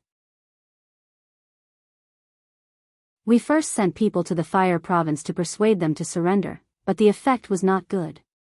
Although they didn't kill people because of the strength of our 5-star army, they threw the emissary out of the city, which angered the 2 division commanders. They divided the work, and the 4th Division blasted open the west gate of the Fire Province city with a few cannons. Then, Division Commander Tian who led the brave cavalry into the city. What followed was naturally a one-sided situation. The Fire Province city was broken in less than half a day. Most of the 20,000 Turpan soldiers guarding the city surrendered, and a few were killed. Now, the 2 division commanders are using the same method to go to Yanghai city. The news just came, and it seems that the problem can be solved peacefully. When talking about this, Beta Persei's face was full of joy. Clearly, this person was a warmonger in his bones. Yang Chendong was also very satisfied after hearing this. Yes, that's right. If we don't attack, then it's fine. If we move, then it's like a bolt of lightning. Don't give them a chance to fight back. Of course, if we can solve the problem without using a single soldier, then that's naturally the best. Yes, I'll immediately send someone to pass on the young master's order. Beta Persei knew that Yang Chendong was a person who loved his soldiers like his children. This was also because he didn't want to make too many sacrifices, so he immediately nodded. Then, seeing that Yang Chendong was indeed in a good mood, he tried to suggest, "Young master, today's official business is not so busy. Why don't we take a walk on the street? You don't know, but Turpan city is very lively right now."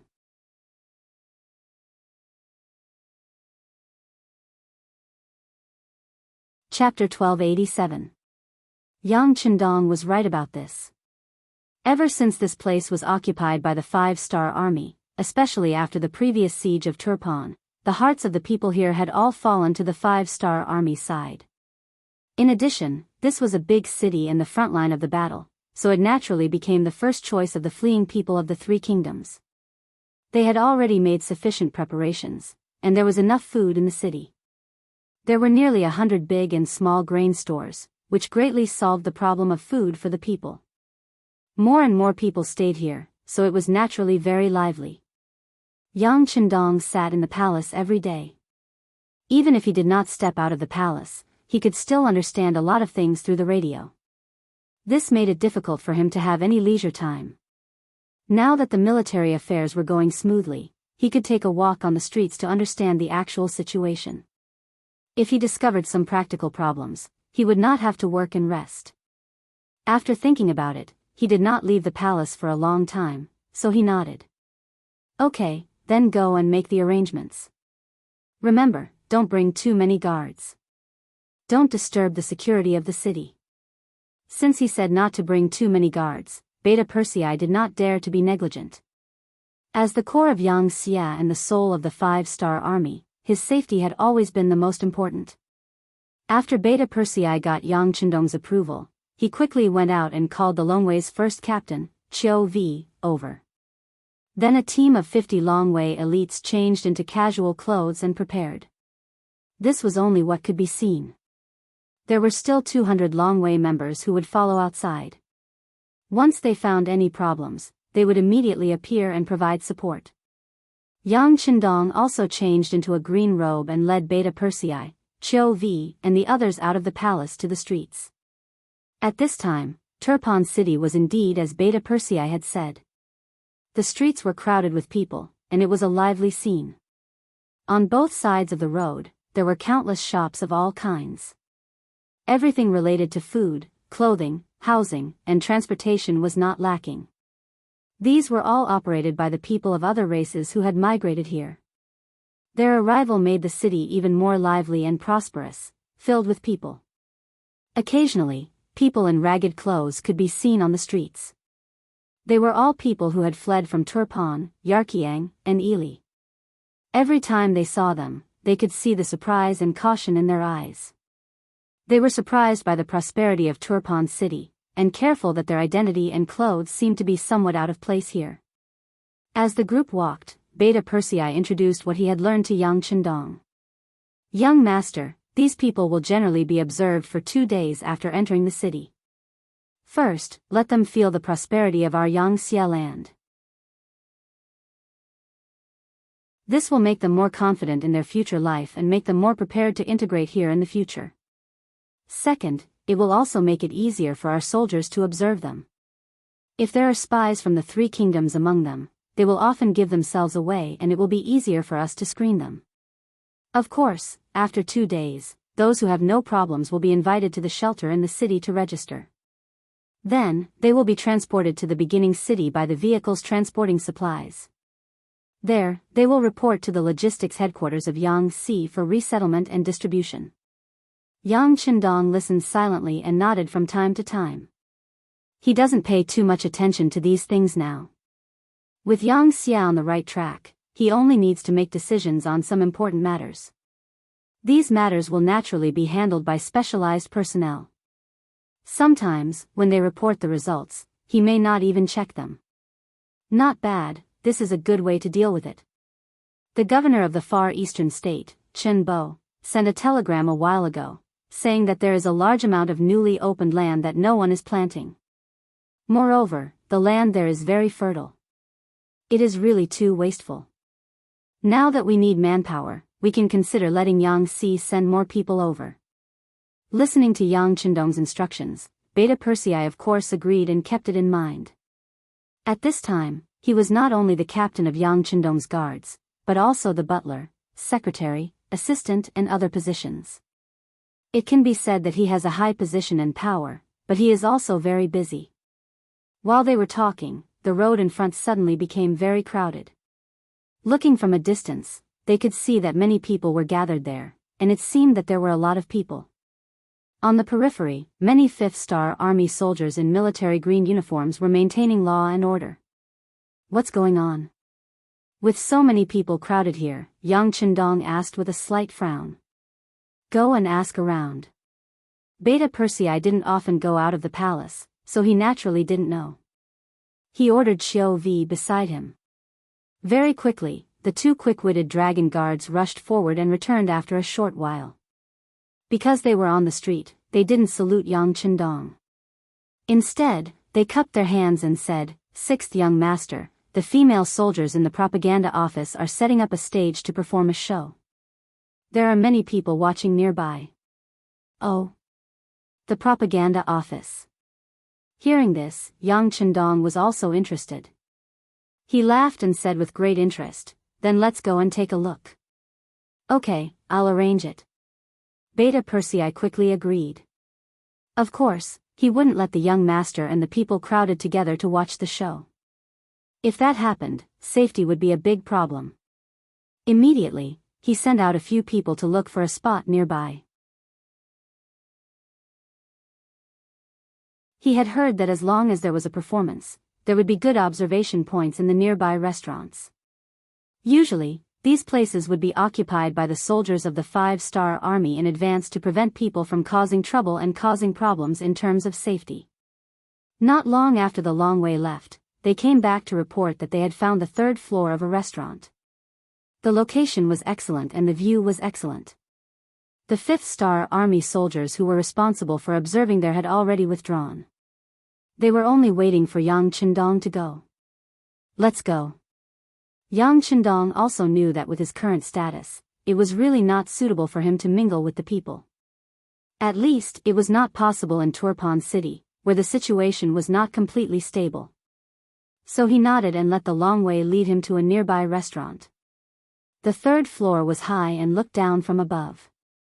It was the big stage of the propaganda office. From here, he could overlook everything. There were originally a few tables on the 3rd floor, but they were completely empty at this moment. The table with the best view had a fruit plate placed on it. Yang Qindong naturally sat at the head of the table. He looked around and saw that the soldiers of the propaganda office were performing. There were many female soldiers among them, and all of them were young and beautiful. Their presence made the show even more attractive. Not long after Yang Qindong sat down, footsteps came from the stairs of the 3rd floor, followed by soft greetings. Yang Qindong's ears were extraordinary, so he naturally heard it clearly. Everyone was calling the 8th vice-captain. Needless to say, it must be Ba Daojiang, the vice-captain of the Longwei 1st Brigade. It was Ba Daojiang. He was off duty today. He had just heard that Yang Qindong came out of the palace and came to the street, so he quickly rushed over. As soon as he entered the 3rd floor and saw Yang Qindong sitting there, he immediately gave a standard military salute. Okay, you're not wearing your military uniform, so there's no need to salute. Yang Qindong looked at Ba Daojiang with a satisfied gaze and nodded gently. Although Ba Daojiang was not the first person to follow Yang Qindong, he was an old man who had been here before the origin city was built. He had always been good and was responsible for Yang Qindong's safety. He had never neglected his duties. Yang Qindong's attitude toward such a person was naturally much more casual. Yang Qindong's tone was so casual. When Captain Xiao Vi heard it, he chuckled and then took the opportunity to tease him. What's wrong, Vice Captain? You're here to escort the publicity department when you're on vacation. This is almost your second home. Is something good going to happen soon? The burly Ba Daojiang suddenly blushed at this time, which was rare for him. He threw a look at Xiao Vi, telling him to shut up. Although Ba Daojiang was the vice-captain, he had a very good relationship with Captain Xiao Vi. The two of them had gone through countless dangers and life-and-death situations together. Their relationship was not any worse than that of brothers. It was precisely because of this that some of his words could be said to be heard clearly by Xiao Vi. That was why he could make fun of him. Hearing this, Beta Persei and the Longwei could not help but laugh. Only Yang Qindong looked confused. What are you talking about? When Yang Qindong asked, the people below naturally did not dare to not answer. Beta Persei then whispered in front of him, Young master, the situation is like this. Ba Daojiang has fallen in love with the publicity department's director, Shui Qing. At this time, he is stepping up his attack on the city. Oh. Yang Qindong, who heard the news, nodded as if he suddenly realized something. He was really too busy, so he naturally did not pay too much attention to the matters of the soldiers around him. However, Yang Qindong knew about Shui Qing. She was considered an old member of the publicity department and was also one of the subordinates that the 6th Madam, Wuxia valued. He had some impression of this person. After being exposed, Ba Daojiang's face turned even redder. At this moment, he lowered his head, losing his usual vigor. Seeing this, Yang Qindong laughed. Men should get married when they are of age. What's there to be embarrassed about? I just don't know how your progress is. Don't embarrass Longwei. Even Yang Qindong began to make fun of him. The Longwei could not help but laugh. Ba Daojiang, whose face was even redder, stretched his neck and said, 6th young master, Shui Qing has a good impression of me, but she said that she is too busy with work now, so she wants to wait a while before discussing the marriage. Obviously, Ba Daojiang was afraid that others would look down on him, so he directly admitted it. Oh. Then there's no problem. Not bad. Hearing this answer, Yang Qindong knew that this was a matter of mutual consent. He thought that since he had nothing to do, he might as well be the matchmaker for another month. He nodded slowly and said, We have always been very busy with work, and will only get busier in the future. How can we have time to rest? How about this, you call Shui Qing over. I will ask her. If there is no problem with her, I will make the decision for your marriage.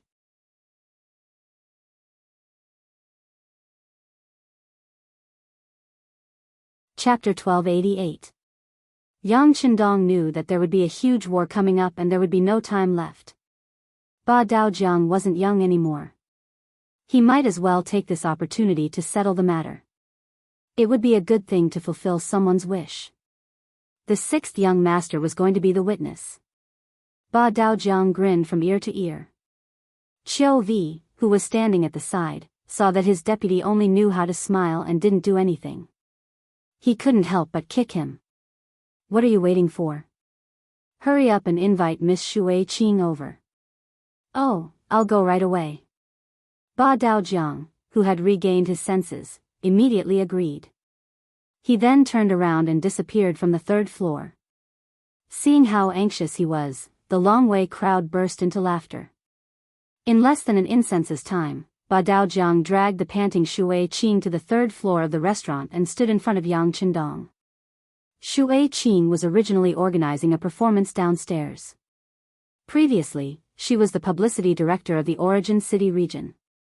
Now, she was promoted to the publicity director of the entire grassland region. There were many things that she needed to do every day. When Ba Daojiang suddenly appeared by her side, she was both happy and surprised. When Ba Daojiang first appeared by her side and expressed his desire to pursue her, Shui Qing also fell in love with this honest man. Later on, because of work, the two of them spent more time apart than together. However, this didn't dilute their feelings for each other. Instead, it made them feel like they were newlyweds every time they met. Later on, when the two of them were talking about marriage, Ba Daojiang even said that he would find a chance to report this matter to the sixth young master and invite him to be the witness. Regarding this matter, Shui Qing only listened to it for a while. What kind of person was the sixth young master? How many things did he have to do every day?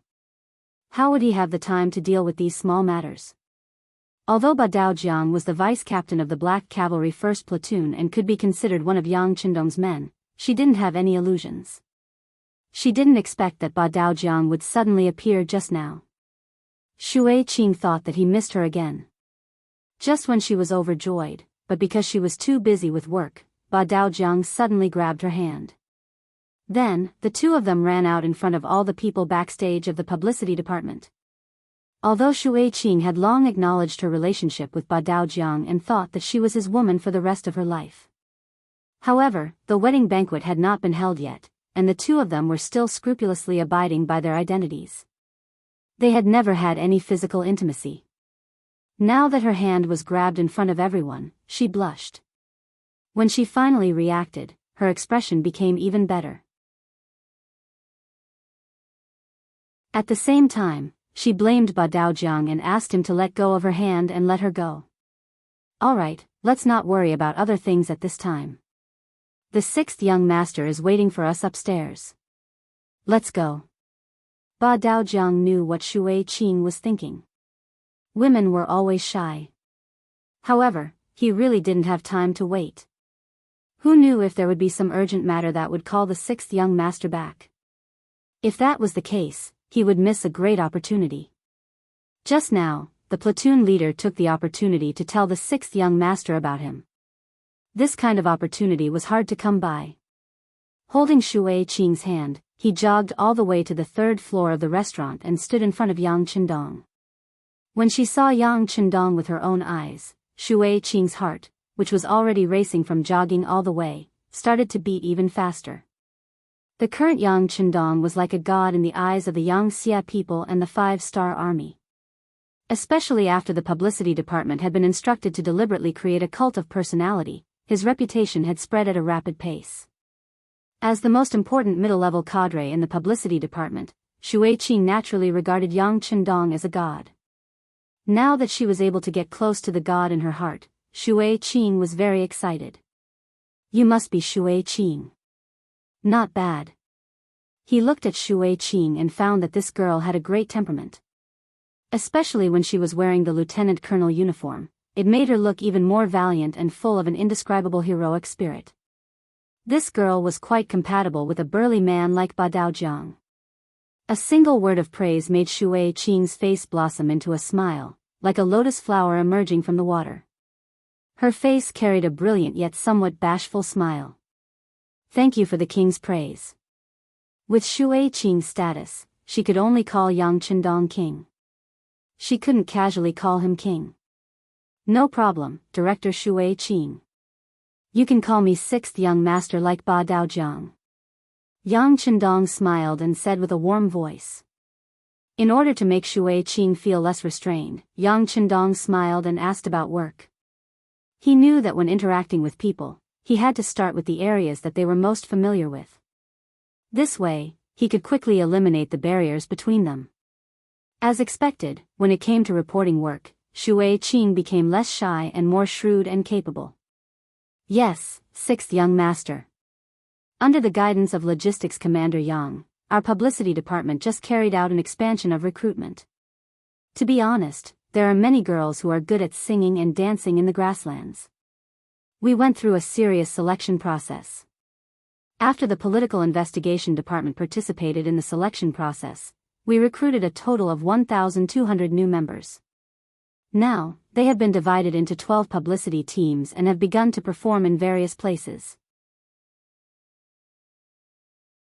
The performance team on the streets of Turpan City today is one of them. They are currently performing the defense of Turpan City not long ago. We used the Turpan brothers, Tumu, as the model and added some exaggerated techniques to create this performance. Listening to Shui Qing's report, Yang Chendong was also interested. He knew about Tumu. This person was a local of Turpan City.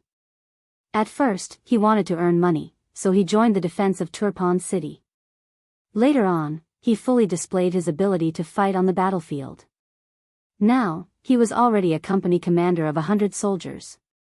Although his position wasn't very high, as a local of Turpan, he could be a representative and a model to promote. More often than not, the more grassroots people would resonate with them. It could be said that this was a very good example. Yes, I know about Tumu. You chose him as the model, so your train of thought is correct. Then, tell me, how are the results?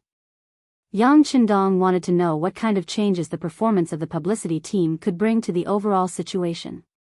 After all, if the performance was only for the sake of completing the mission, but there were no results, then the performance would lose its true meaning. At this moment, Shui Qing's face revealed a confident expression. Sixth young master, the results are very good. With Tumu as the model, the recruitment office has already sent a notice. Now, there are many people who have signed up. They are already too busy. Oh. Ha, not bad, not bad. Yang Chendong was very satisfied with the results. To be able to recruit more soldiers from the local area was naturally something that he was happy to see. They were familiar with the local situation and had long adapted to the local climate. With them, the combat troops could take fewer detours. Listening to Yang Chendong's praise, Shui Qing's face was even sweeter than eating honey, and her small face was bright red. Seeing that Yang Chendong was in a good mood, Beta Persei also thought of some things he had heard before. He decided to put in more effort and put in some good words for Shui Qing. When he was pursuing Kikage, this director Shui Qing helped him a lot. He would not forget this favor. Young master, I heard that since the performance of the publicity team, the people have a better understanding of our army and some of our policies, so the voices and emotions against us have decreased a lot. There's such a thing? Listening to Beta Persei's further explanation, Yang Chendong laughed out loud. Very good, this is the change brought to people's lives and work by literature and art. Well, I hope the publicity department will continue to expand the performance team. I think 10 teams are a bit too few. I'll talk to Yang Si later, it should be expanded. 100 is not a lot. Since Yang Chendong said so, Shui Qing immediately agreed happily and kept nodding. She would not forget that when she wanted to expand the publicity department, she had to persuade Yang Si for a long time. If she did not have the backing of the sixth Madam, Wan Xiaoyu, she was afraid that the expansion of these 10 teams would not be supported. But now it was different. With Yang Chendong's endorsement, it would be much easier to go to the logistics headquarters to ask for people and money. Even the sixth young master was so supportive of their work and praised their work. Who would dare to neglect it? Who would not listen to the sixth young master's words? This meeting was a happy one for everyone. After all, Yang Chendong had too many things to do. He stayed in the restaurant for a while and watched the performance below. He saw that there were more and more people gathering around, and they all revealed looks of curiosity, especially some young people. No matter if they were men or women, they all revealed looks of yearning. Yang Chendong knew that the performance of the publicity team could continue to be carried out in order to win more people's hearts and gain more people's support. Speaking of publicity teams, it was very difficult for the people to see them in the past. Occasionally, some vaudeville troupes could perform on the streets. There was no Peking opera in that era. And where could they find so many handsome men and beautiful women in such troupes? Where could they find such good and diverse education and story themes? The publicity team was a pioneer. As soon as they appeared, they attracted everyone's attention. Regardless of whether they were men or women, old or young, they liked them very much. It was precisely because they liked him that they were willing to learn more about him. Then, they would know more about the 5-star army and Jianghu. This kind of publicity could often achieve something that even 1,000,000 soldiers couldn't do. When Yang Qindong brought people to watch the performance on the streets and did not return, the 1st Cavalry Division had already taken down Jianghu City and was cleaning up the battlefield.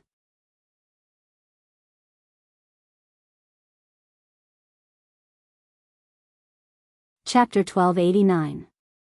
The newly appointed commander of the 4th Regiment, Su Kuda, looked at the corpses of the Turpan soldiers strewn about in front of him and felt a wave of dizziness.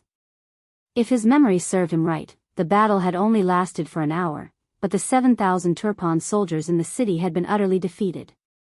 Just the 4th Regiment that he led had killed over 400 of the enemy, capturing close to 1,000. The most inconceivable thing was that not a single one of his soldiers had died in battle. Only 4 of them had been injured, and most of them were light injuries. They only needed to be treated before they could return to the battlefield. This was completely different from the bloody battle he had imagined. Although before the 1st Cavalry Division had entered the city, Ling Feng and the 4th Regiment had already used their cannons to blast through the city gates, preventing them from bearing the burden of sieging the city, but after entering the city, the performance of the cavalry under him was simply too valiant. Any Turpan soldier in front of them was easily defeated by a single charge, to the point that the enemy did not even have the strength to retaliate. Rather than calling it a battle, it was more accurate to call it a massacre. He had long heard that the 1st Cavalry Division was the most valiant cold weapon unit in the 5-star army, but having experienced it personally, he could not imagine it to be so valiant. In comparison, he felt that the victories he had won in the past did not count as much. In fact, they could not even be called great victories, and could only be described as obvious victories. Su Kuda couldn't be blamed for this. In the past, he had led an army of foreign races. Although there were some soldiers with good physical fitness, they didn't have much organization. It was difficult for them to coordinate well in battle. Yang Qindong also didn't give them more time to train. He simply let these soldiers search for experience on the battlefield. With the mentality of eliminating sand from the waves, this kind of army often didn't have much fewer casualties than the enemy. After spending so much time with such an army, it would be strange if he was not surprised to see the strength of the 1st Cavalry Division. While he was still in a daze, a cavalry unit came over from the side. The leader was the 5th Regiment commander, Gong Feng.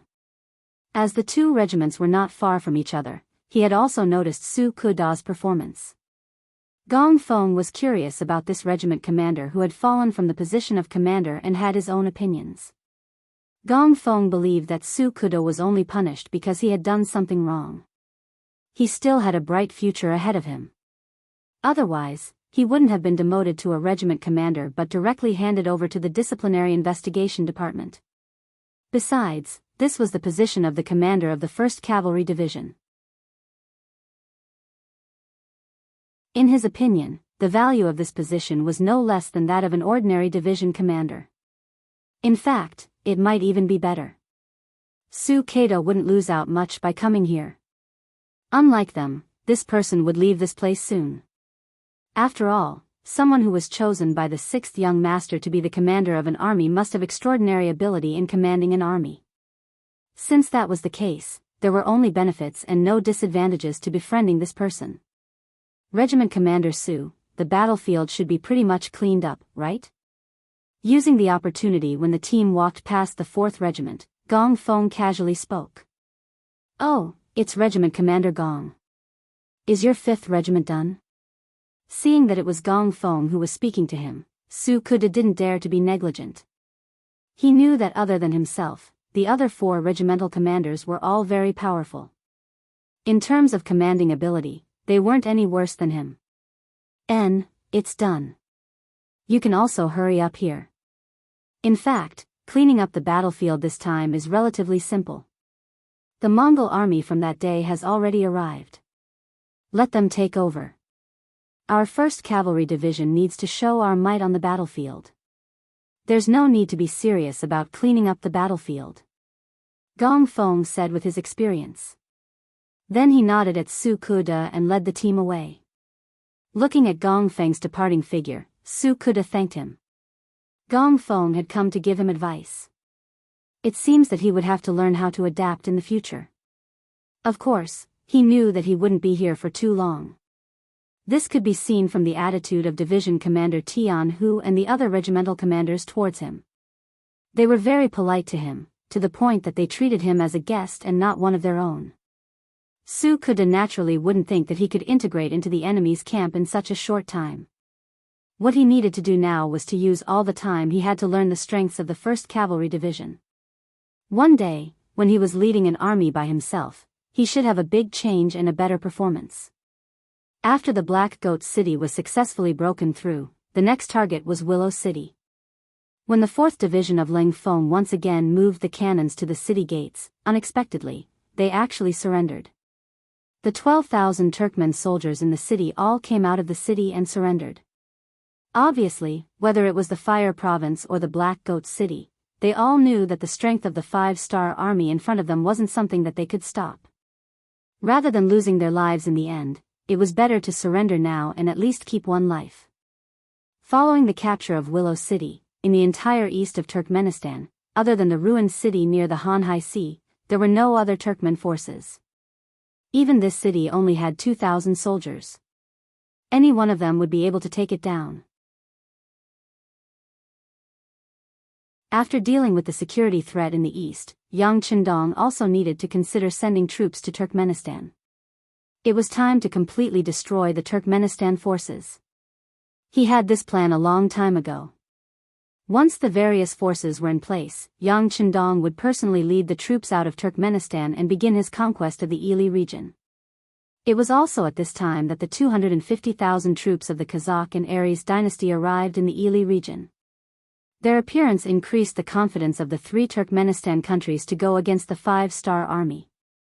After leaving Turpan, Yang Qindong decided to fight his first battle at Sabashi City, another large city in Turpan that was heading south. Based on the Intel Department's intel, there were 15,000 Turkmen soldiers in Sabashi City. They had already made preparations to defend the city. There was enough grain in the city, and there were huge rocks, logs, and kerosene on the city walls. They were just waiting for the 5-star army to arrive and teach them a lesson. The morale of an army depended on whether they won the battle or not. Let's put it this way, if they were defeated in a few battles, any army would face a situation where their morale was low. If there was even the slightest movement, it was very likely that they would collapse. Sabashi City was the first line of defense that Harden Bartle had left for the 5-star army. He did not even hope that the city could be defended. As long as he could delay for a period of time and make it difficult for the 5-star army, it would be considered a victory. This way, once winter arrived, the 5-star army would have no choice but to stop attacking. He wanted to see how long the 5-star army could stay here. In short, Harden Bartle was using the word holding back. He would not take the initiative to fight the 5-star army. He wanted to use the cities one by one to slow down the 5-star army's advance. Once the 5-star army's main force dared to go around these cities, he would find a way to cut off the enemy's logistical supply and force the enemy to retreat. Unlike the new army and the other 3 armies, the 5-star army's original goal was not to attack cities. Therefore, once they encountered a city that was difficult to attack, they only needed to go around it. As for the problem of the army's food, they could fight while looting. This was what people often said about using war to support war. Although they were both part of the 5-star army, Yang Qindong's main force could not do this. His goal was to capture cities and seize large amounts of territory. Therefore, no matter how one looked at it, the loss of Sabashi City could not be avoided. Yang Qindong did not think about going around it. With firearms and cannons that were hundreds of years ahead of this era, why would he want to go around it? Sieging a city? This should be his favorite mode of war. Send down the order. The 4th Lu Division will be the vanguard, the Liaodong Division will be the left, and the Far Eastern Army's 1st Cavalry Division will be the right. After the 4th Lu Division breaks through the gates of Sabashi City, the left and right cavalry will enter the city together. Those who surrender will live, those who resist will die.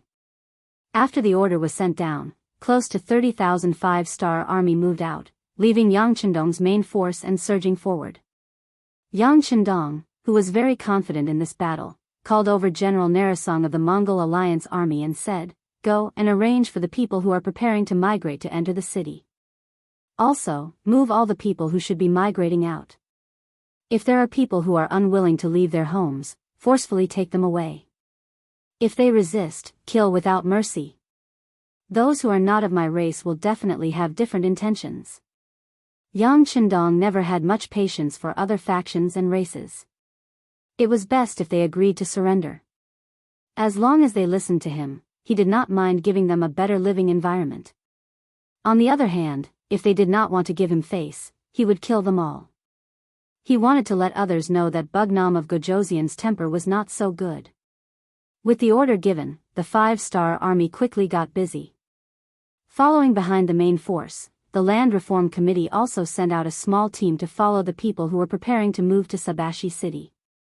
Yang Chendong's time was limited, and he would not waste too much time in Ili.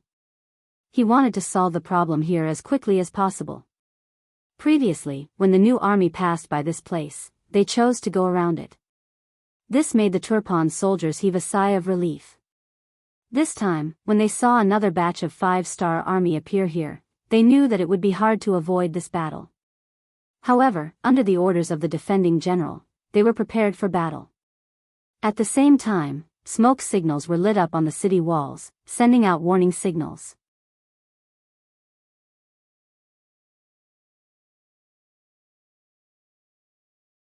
Chapter 1290.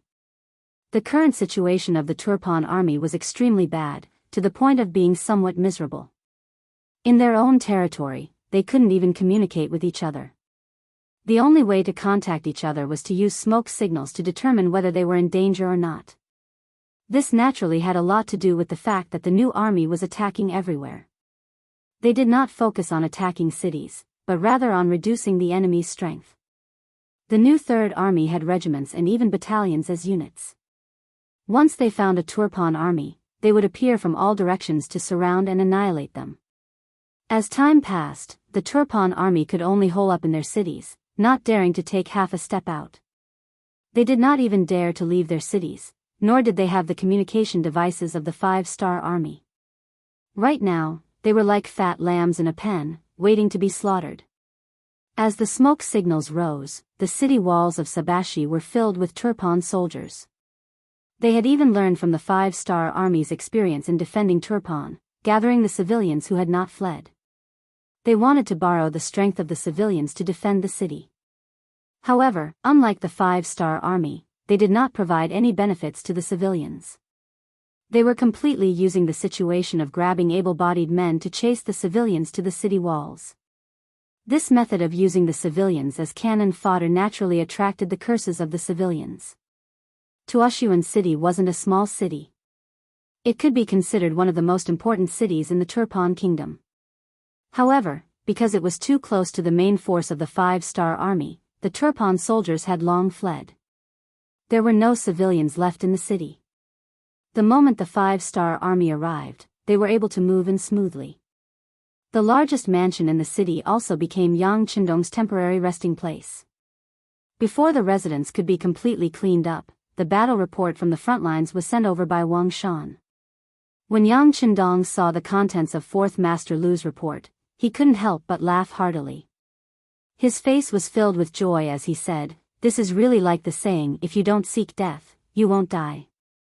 The Turpan soldiers are forcing the civilians like this, how can they still have the hearts of the people?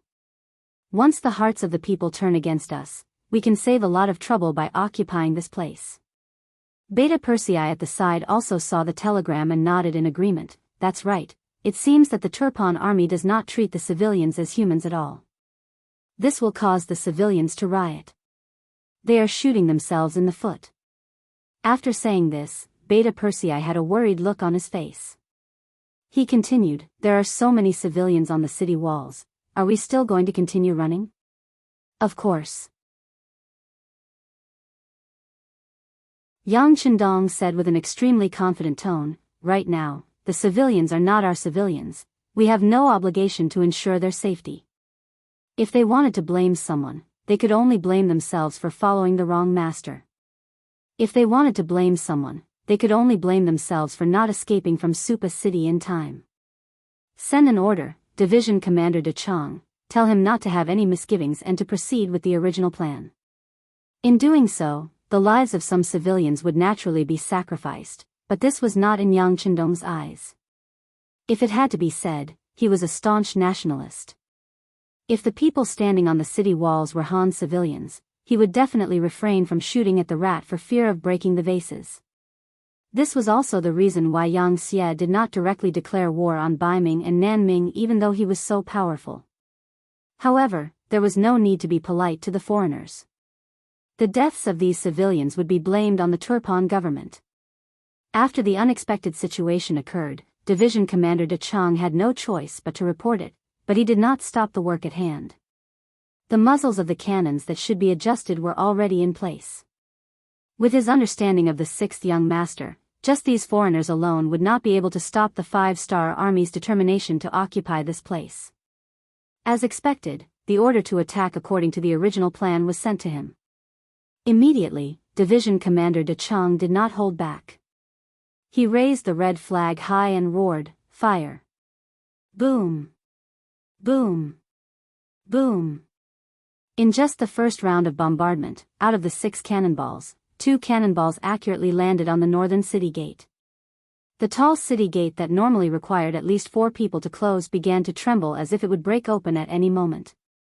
Second round of cannons, continue. Division Commander De Chong lowered the red flag in his hand again. Immediately, another round of cannons was fired, causing the ground to tremble again. On the city walls of Suba, the cannons suddenly fell. This caused the Turpan civilians, who were originally unwilling to go up the city walls, to have a drastic change in expression.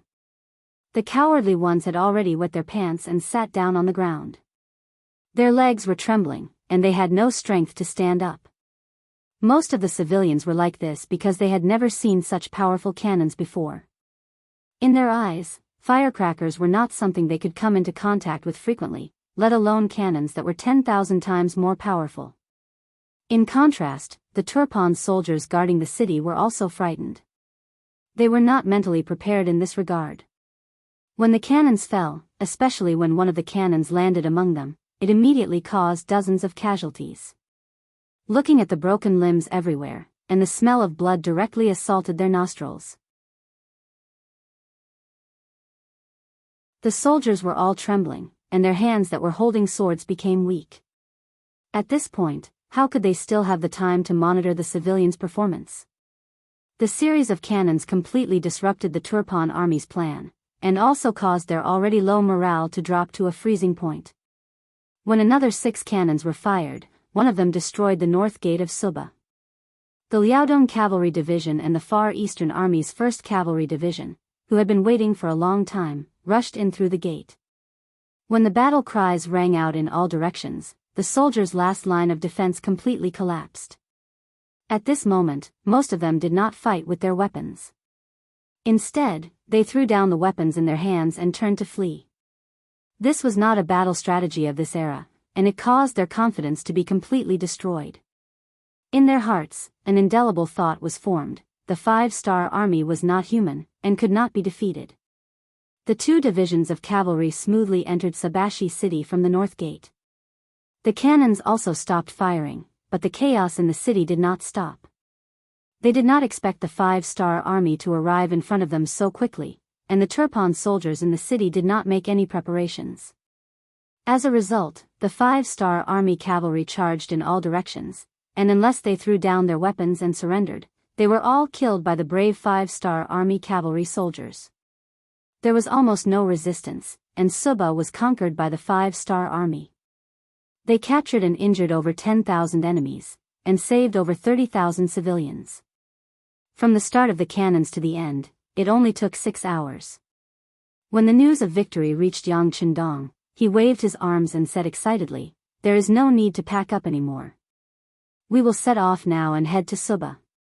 At the same time, we will inform the 4th Division and the rest of the front line to continue forward. Our next target is Kunlui City." Under the lead of Commander Bai Shuang, the First Army understood more about the situation in the Ili region through Slam. After discussing with the 4 division commanders, they finally gave up on Daoist City and chose to charge towards Nalatu City. Under the meticulous planning, Slam introduced the grain merchants to Nalatu City. Under the same method, they took another city without any bloodshed. It could be said that their progress was extremely fast. When they were about to take the city of Telhala, the news finally leaked out. After all, this was already within the borders of the Ili Empire. Their spies were everywhere, and it was impossible for the 30,000-strong First Army of the outsiders to remain completely silent. The city gates of Telhala in front of them suddenly closed, the city towers filled with soldiers. When the news reached Bai Shuangji's ears, he immediately made the decision to bring the army and the provisions he plundered from the 2 cities to attack. Just when everyone thought that a siege was about to break out, the First Army of the outsiders actually took a detour around the city, leaving Telhala behind. They charged straight for the capital of Ili Empire from outside the city. The 5-star army actually appeared in his own territory, and so close to the capital. When King Bao Lide heard the news, he was so scared that he broke out in cold sweat. He quickly called the Prime Minister Apu to discuss countermeasures. "Prime Minister, the 5-star army actually appeared. This is all thanks to you." When Bao Lide saw Apu, he held his hand tightly and spoke with a grateful expression on his face. Before, Apu had suggested that the 5-star army didn't play by the rules when they fought. In order to prevent sneak attacks and sudden invasions, they should send out more scouts to keep an eye on the surrounding areas. Bao Lide didn't agree with this request from the bottom of his heart. He didn't think it was necessary. No matter how powerful the 5-star army was, wasn't there a heavenly mountain between them? Even if the army could come over, they wouldn't be able to transport the grain. Moreover, the 5-star army still had the Turpan kingdom to deal with. What he should do now was to do his best to solve the problem in front of him, and not go around looking for trouble with them. If this wasn't Prime Minister Apu's suggestion, King Bao Lide would have directly refused.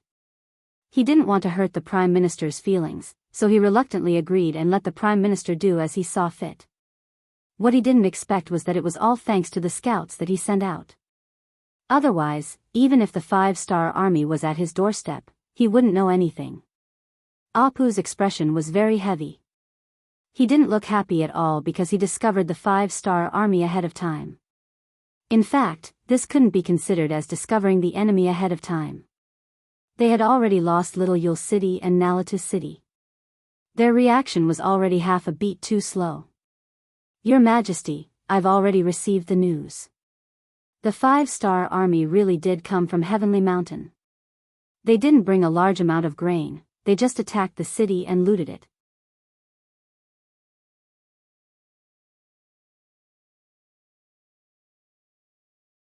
Chapter 1291. What? How can they be so bold? King Baolida's already gloomy face became even more gloomy. He didn't say anything for a long time. "Yes, their guts are too big. Why don't we just eat them?" Prime Minister Ali Pu hesitated for a moment before speaking with a solemn expression. "Eat them up? Wouldn't that make us enemies with the 5-star army?" King Baolida frowned. It was a pity that he was still hoping for a peaceful solution at a time like this. This was the sorrow of the weak. It was just like when the Japanese invaded China. Even though they knew that the enemy had ill intentions, they still restrained themselves. They only realized their mistake when they lost a large portion of their territory. The weak did not have any initiative on the battlefield. They were at the mercy of the enemy. Seeing that the king was still hesitating, Apu sighed and said, "Your Majesty, we can't wait any longer. The 5-star army did not even give us a heads up before attacking us. If we don't send an army to surround them, I'm afraid that once the enemy's main force arrives, we won't be able to retaliate. We still need to think about it at length. How about this? We will only send people to block them. At the same time, we will order the cities to prepare their defenses and observe the situation. King Baolido was still hoping that the 5-star legion would be at a disadvantage on the main battlefield, and they would be stopped by the Turpan Kingdom's army. If this was the case, perhaps they wouldn't even need to make a move. The 5-star army would have to withdraw from this place. In this way, they would be able to obtain victory without shedding a drop of blood on their blades. Once the 5-star army retreated, they would not lose any strength. Wouldn't that be the best time to take over the Turpan and Yarqiang territories?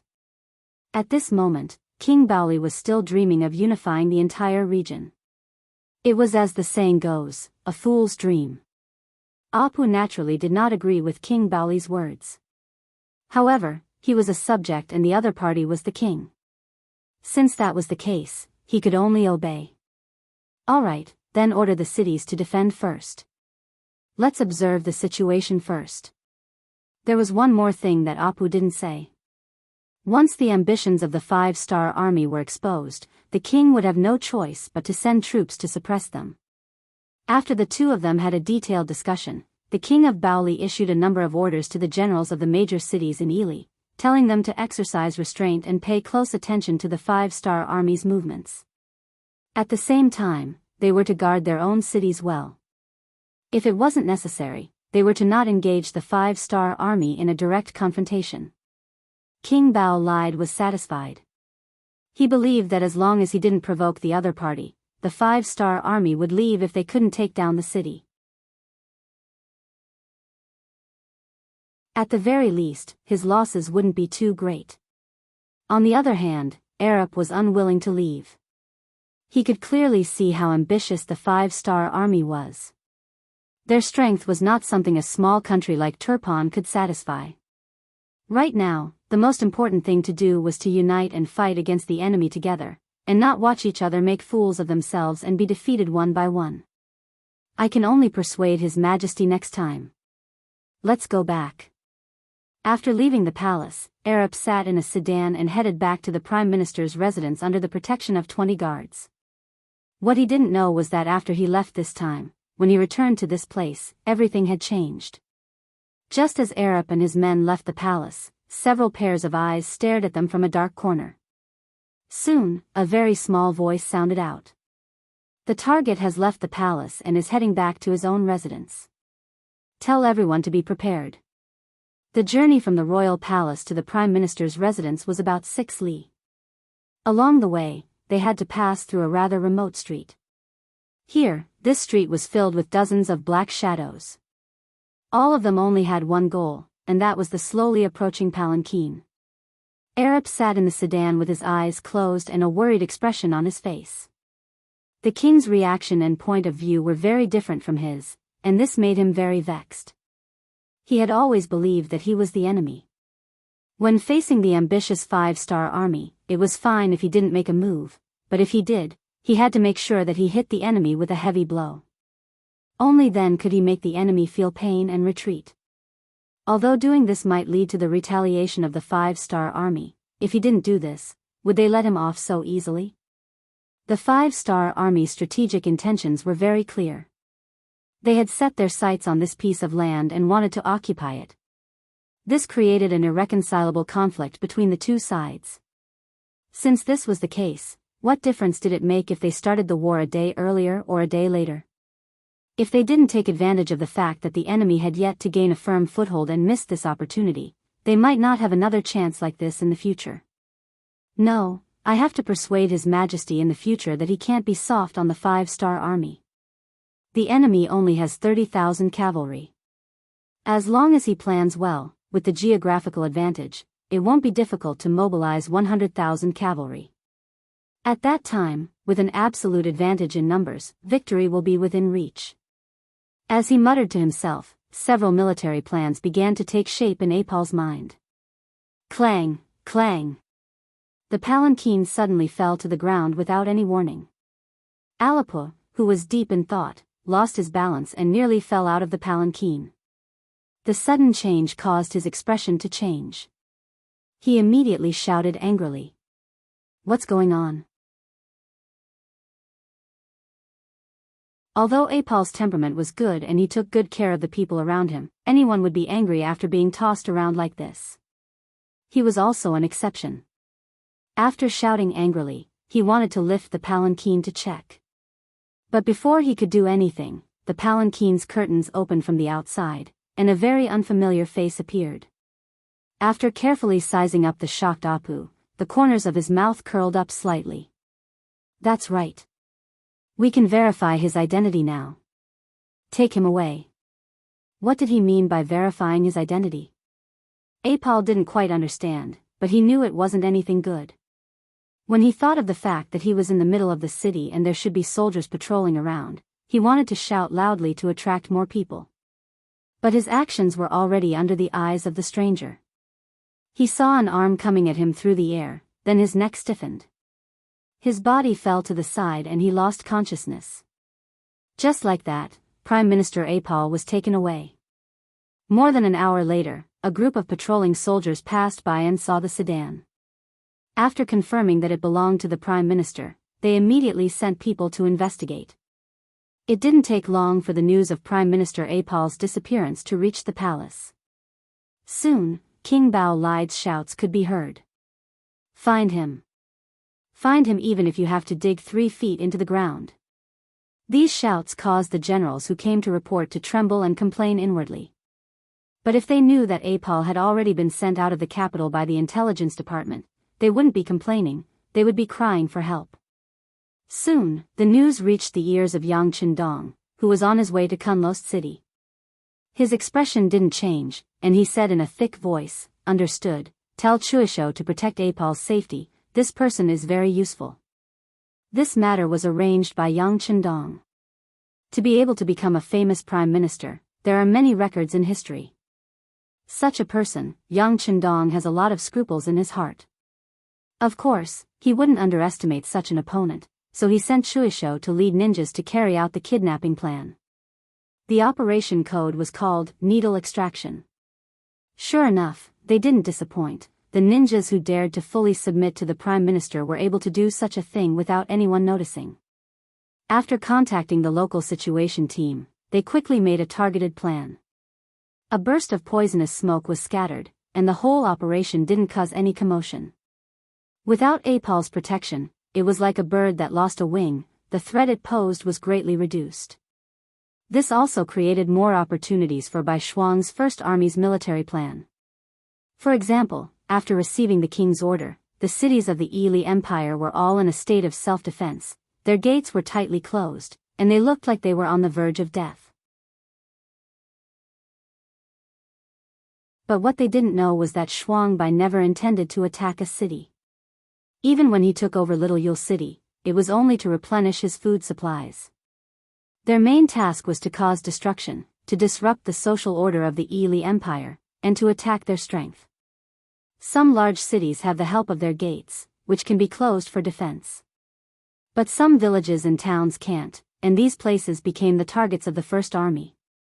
They rode fast horses and rushed into the houses of large families, but whenever they encountered resistance, they would kill without mercy.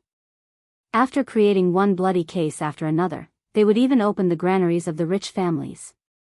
Apart from taking away some of the things that they needed, they would leave the rest untouched, allowing the wind to blow on them, allowing the sun to shine on them, and allowing the ordinary people around to spy on them. At first, the commoners were afraid of the power of these large families, so they didn't dare act rashly. But 1 day passed, 2 days passed, and some of the more daring people entered the manor. When they saw the ground covered in corpses, the fear in their hearts disappeared, and the piles of food that had already been opened up were quickly snatched clean by these people. This happened once, and when this happened frequently, and the large family's food was exposed to the commoners again and again, they no longer hesitated, nor would they wait for a day or two. They only needed to see the 5-star Army's cavalry leave, and then they would take action to snatch. The news that they could fill their stomachs quickly spread like the wind, to the extent that in some places, before the 5-star Army appeared, some of the more daring commoners gathered together and charged into the large families, killing people and giving out food, and in the end, shifting the blame to the five-star army.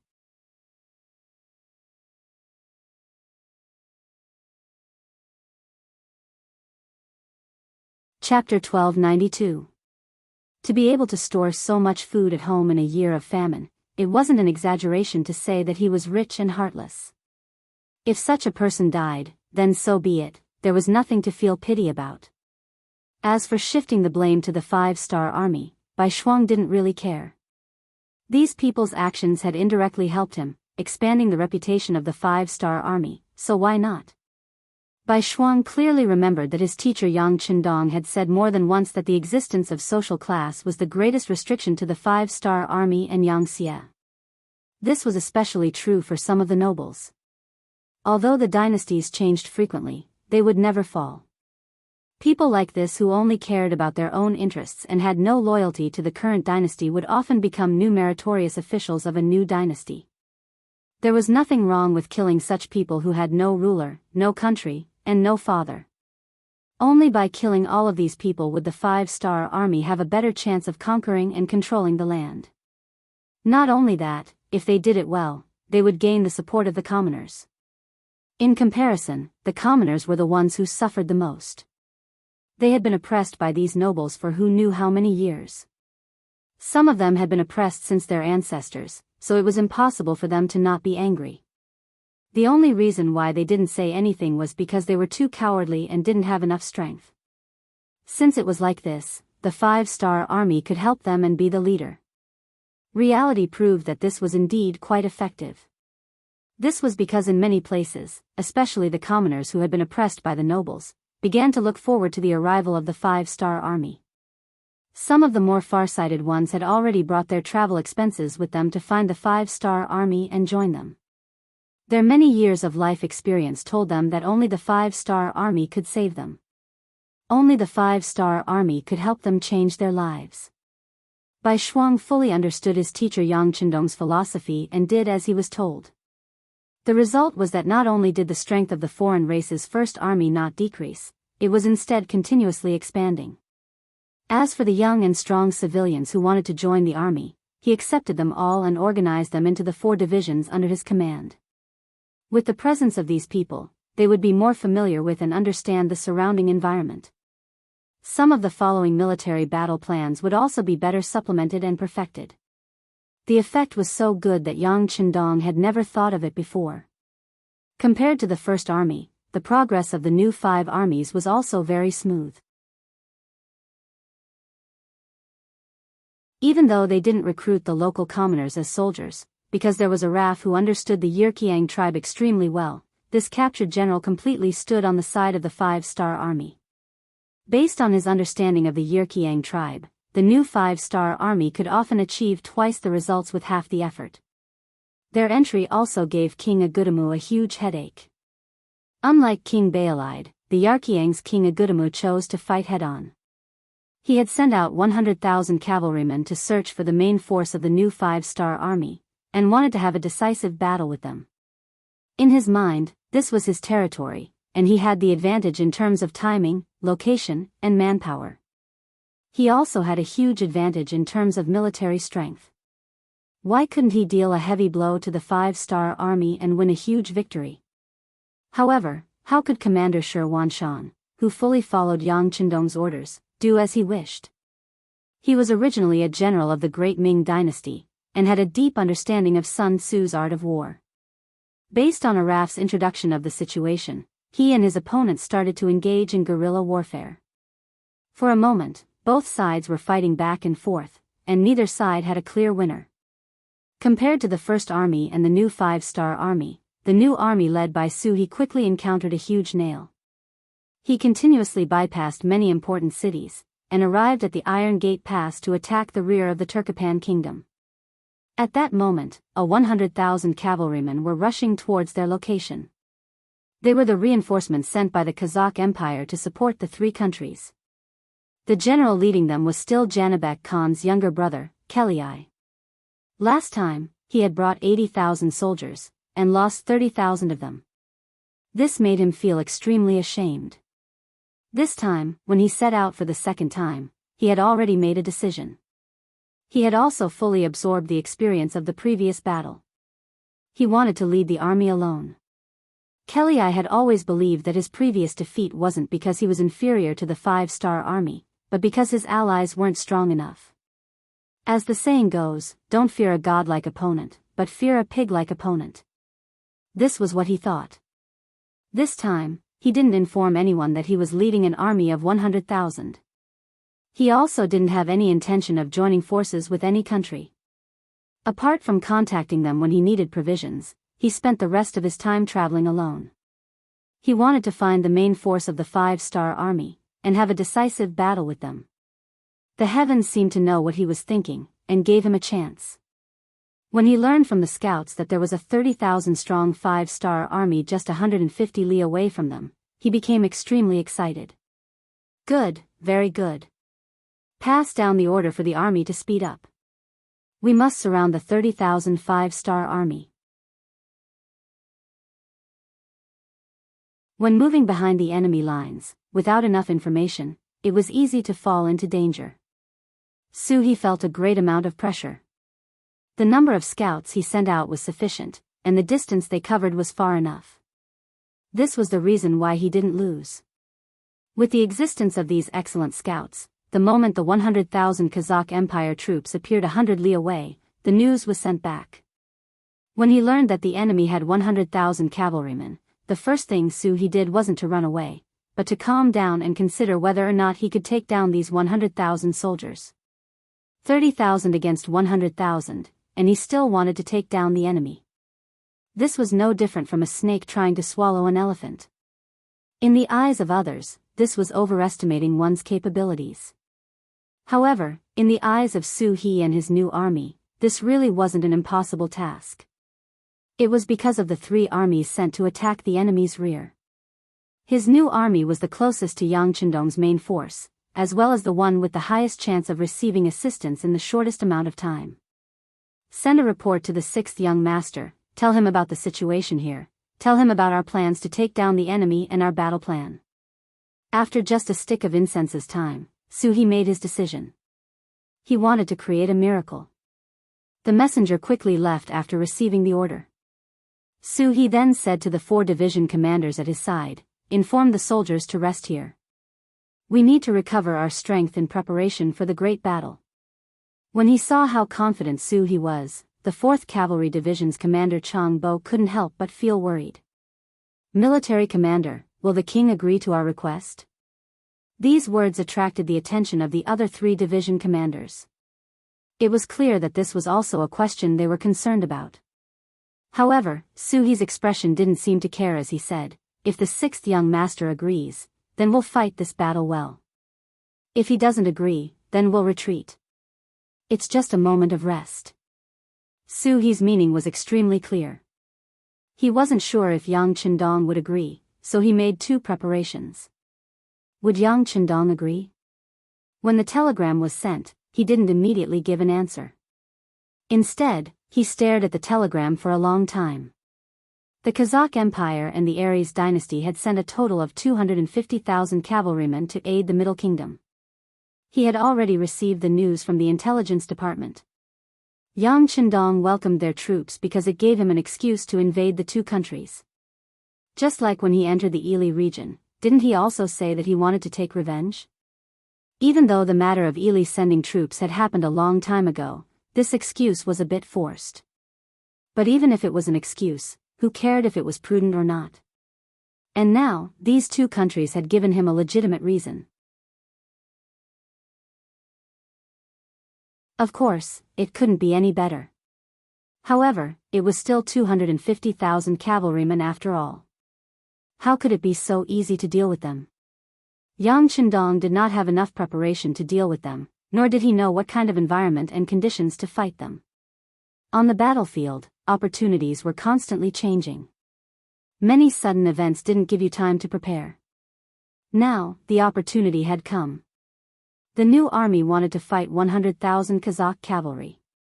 What he had to do was agree or disagree. If he agreed, then it was just a question of who to send as reinforcements. Yang Qindong wasn't so arrogant as to think that the new army could stop 100,000 Kazakh cavalry with only 30,000 people. But what if he sent some reinforcements? Come, call Tianhu and Ling Daqiang over. On the battlefield, the 1st Cavalry Division had no place to be used. They were only brought along to guard against sudden events. Now that the opportunity had appeared, it couldn't be better to send this army. As for the 4th Infantry Division, when sieging the city, they didn't need a division's strength. 1 regiment was enough. The remaining 3 regiments could also be sent to support the new army. In this way, even though their military strength wasn't as good as the enemy's, in terms of military strength, it wasn't wrong to say that they surpassed the enemy's.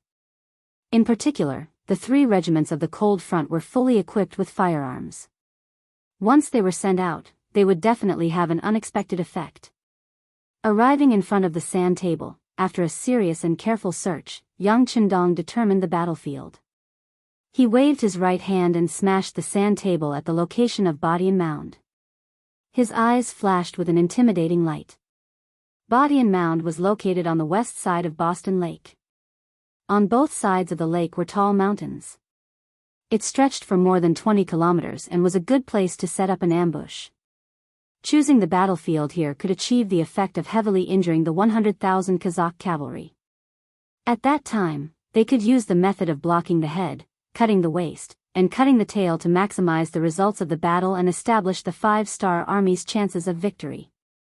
In order to achieve the best results, Yang Qindong decided to personally lead the troops into battle. The battle involved the 4th Infantry Division, the entire World Cavalry Division, and the entire new army. In order to fully display the advantages of these units and ensure that they cooperated well, Yang Qindong had to personally lead them. Very quickly, Tianhu and Ling Daqiang came in front of Yang Qindong and told him his thoughts. As for the ambush location and the ambush of the Kazakh army, both Tianhu and Ling Daqiang had no objections. They were clear that once the 100,000 Kazakh cavalry entered the battlefield, it could disrupt the military plans of the army and cause a lot of trouble. However, to achieve the effect of this ambush, and for the military plans to be completed smoothly, there was another point that couldn't be ignored. That was whether or not the Turpan army would send out their troops.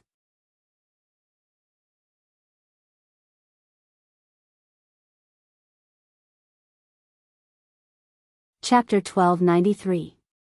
If the Turpan army were to send troops to assist the Kazakh army, or to help them intercept the Kazakh army, then what they would have to face would not only be 100,000 enemy cavalry, but even more.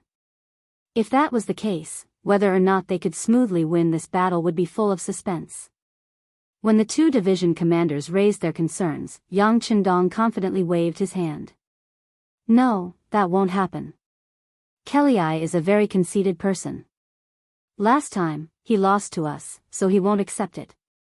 This time, he has the opportunity to fight with us alone, so he won't lightly ask for help from the Turpan army. Besides, unless it is necessary, he won't be willing to share such a big merit with others. You can rest assured about this. Of course, if the battle doesn't reach a state where we can kill them in one blow, then no one knows what will happen. This requires us to appear outside the ambush area on time. As long as we can do this and trap the enemy in Tianbo Mound, then even if they ask for help, it will be too late. Yang Qindong deeply understood the principle of knowing oneself and knowing one's enemy to be victorious in 100 battles. Often, when facing an army, the attitude of the enemy's general would determine the final direction of the battle. It could be said that he had studied Kelly thoroughly, which was why he could say these words so confidently. Seeing the 6th young master so confident, Tianhu and Ling Daqiang looked at each other and nodded. In their view, even if there was an accident in the battle and Kelly asked for help from the Turpan army, with their ability, they could just retreat. Would they really be surrounded? After the 3 of them discussed for a while, they came up with a final strategy. Then, the 2 generals left the tent to count the troops. Yang Qindong also called Beta Persei and asked him to gather 2,000 black cavalry to prepare to fight with the 4th Division. At the same time, he also asked Wang Shan to send a telegram to the new army commander Su He, ordering him to lure the enemy in and lead the Kazakh cavalry into Tianbo Mound and into the ambush area. With a single order, the army began to get busy. In order to not alert the enemy, Yang Chendong ordered the remaining troops to continue towards Kunlai city and attack the city according to the plan to attract the enemy's attention. Meanwhile, he himself led the Black Cavalry Dragon Guards and the main force of the 4th Division to leave the official road and head towards Bo Tian Mound. The location of the ambush had been determined, and the next thing to do was to reach the location within the specified time. This would determine the success or failure of this battle. Therefore, after leaving the official road, Yang Chendong and the Black Cavalry rode fast horses and galloped with the main force of the 4th Division. In order to reach their destination on time, the soldiers of the 4th Army Division traveled light. They didn't bring anything they didn't need to ensure their speed. It was the same for the Black Knights and Dragon Guards. Each of them was given 3 strong horses. After a while, they would change horses to ensure that they maintained the same speed as they reached their destination. At the same time, the new army commander Su He received the order. After seeing Yang Chendong's telegram, he called the 4 division commanders over. First, he found the location of Tianbo Mound on the sand table, and then read out the military order. Everyone, this time, the 6th young master will personally lead the troops into battle. Our new army's opportunity to show off has come. Now, I announce that the task of luring the enemy will be handed over to Su. He didn't immediately make a decision. Instead, he looked at the 4 division commanders one by one. Feeling Su He's gaze, the 4 division commanders tried their best to raise their heads, showing their determination to fight. The task will be handed over to the 1st Cavalry Division. Division Commander Ku, is there a problem? In the end, his gaze fell on Division Commander Bai Kai. The 4 division commanders of the new army were all brave and fierce. On the battlefield, they were all experts on horseback, but at the same time, they all had their own specialties. But in terms of commanding ability, Ku Lu, who almost became a division commander, was better. This person was good at coordinating the overall situation, especially when it came to defense. Giving this task to him was the most reassuring. Ku Lu's body tensed up when his name was called. He knew that this was the division commander's way of giving him a chance to perform. Previously, because he helped the 1st Army's former division commander, Su Kuda, hide military intelligence, he was given a warning, and because of that, he lost the chance to become a division commander. Now that the opportunity had appeared in front of him again, he immediately replied loudly. Yes, I promise to complete the task. It's good to have confidence, but this time, you're using a division to lure 100,000 soldiers. In order to not let them see anything, the other 3 divisions must retreat and not give you any help. It can be said that the success or failure of this battle will all depend on you. Do you understand the importance of this task? After all, this was not a small matter. It involved the victory or defeat of nearly 200,000 soldiers. Su He had no choice but to remind Ku Lu. This subordinate understands. Division commander, please rest assured. If this task is not completed, I will bring my head to see you. Ku Lu naturally knew the difficulty of this task, but he was not afraid. He believed in the soldiers of the 1st Cavalry Division. He also believed that as long as the preparations were done well, the task would definitely be completed. Good. What he needed was Ku Lu's determination. Su He nodded with satisfaction. Then he ordered the other 3 divisions to raise their flags and pretend to retreat in a sorry state. Of course, this was to let the Kazakh cavalry see. This was also the only thing he could do for Ku Lu's 1st Cavalry Division. After that, the 3 divisions of the new army's main force ran away. In order to make it seem more realistic, Su He ordered the troops to throw away some of their equipment after a certain distance. This made it seem like they were retreating in a hurry and fleeing in a sorry state. Only by doing this could they lure the enemy's army into an ambush circle. This action of the new army was quickly discovered by the Kazakh cavalry scouts. One by one, they reported it to General Kelly, causing him to laugh uncontrollably. Good, it seems like our sudden appearance has indeed caught the 5-star army off guard. Very good, order the army to speed up and catch up to the 5-star army. Then we'll eat them up. After Kelei returned to Kazakh after his defeat, although his brother Janabek Khan did not blame him, he still felt very uncomfortable in his heart. Especially the unwillingness in his heart. From the beginning to the end, he did not have a chance to properly fight with the 5-star army. This made him feel even more unjust. If it was a fair battle and he lost, then there was nothing to say. However, losing to an ally was something that he could not accept. This time, he brought another 100,000 troops to battle. He had thought it through and decided that he must have a fair battle with the 5-star army. He wanted to let the enemy know the power of the Kazakh cavalry. Kelei happily gave the order. His deputy, who was personally placed in the army by Janabek Khan, narrowed his eyes and stepped out. General, should we send a message to the king of Turpan and ask him to cooperate with us to block the 5-star army's escape route? Hearing this suggestion, Kelei did not immediately reply. Instead, he fell into deep thought. Of course, he knew that blocking the two sides was much more effective than chasing after them alone. However, deep in his bones, he did not trust these allies. He did not want to share this great merit with others.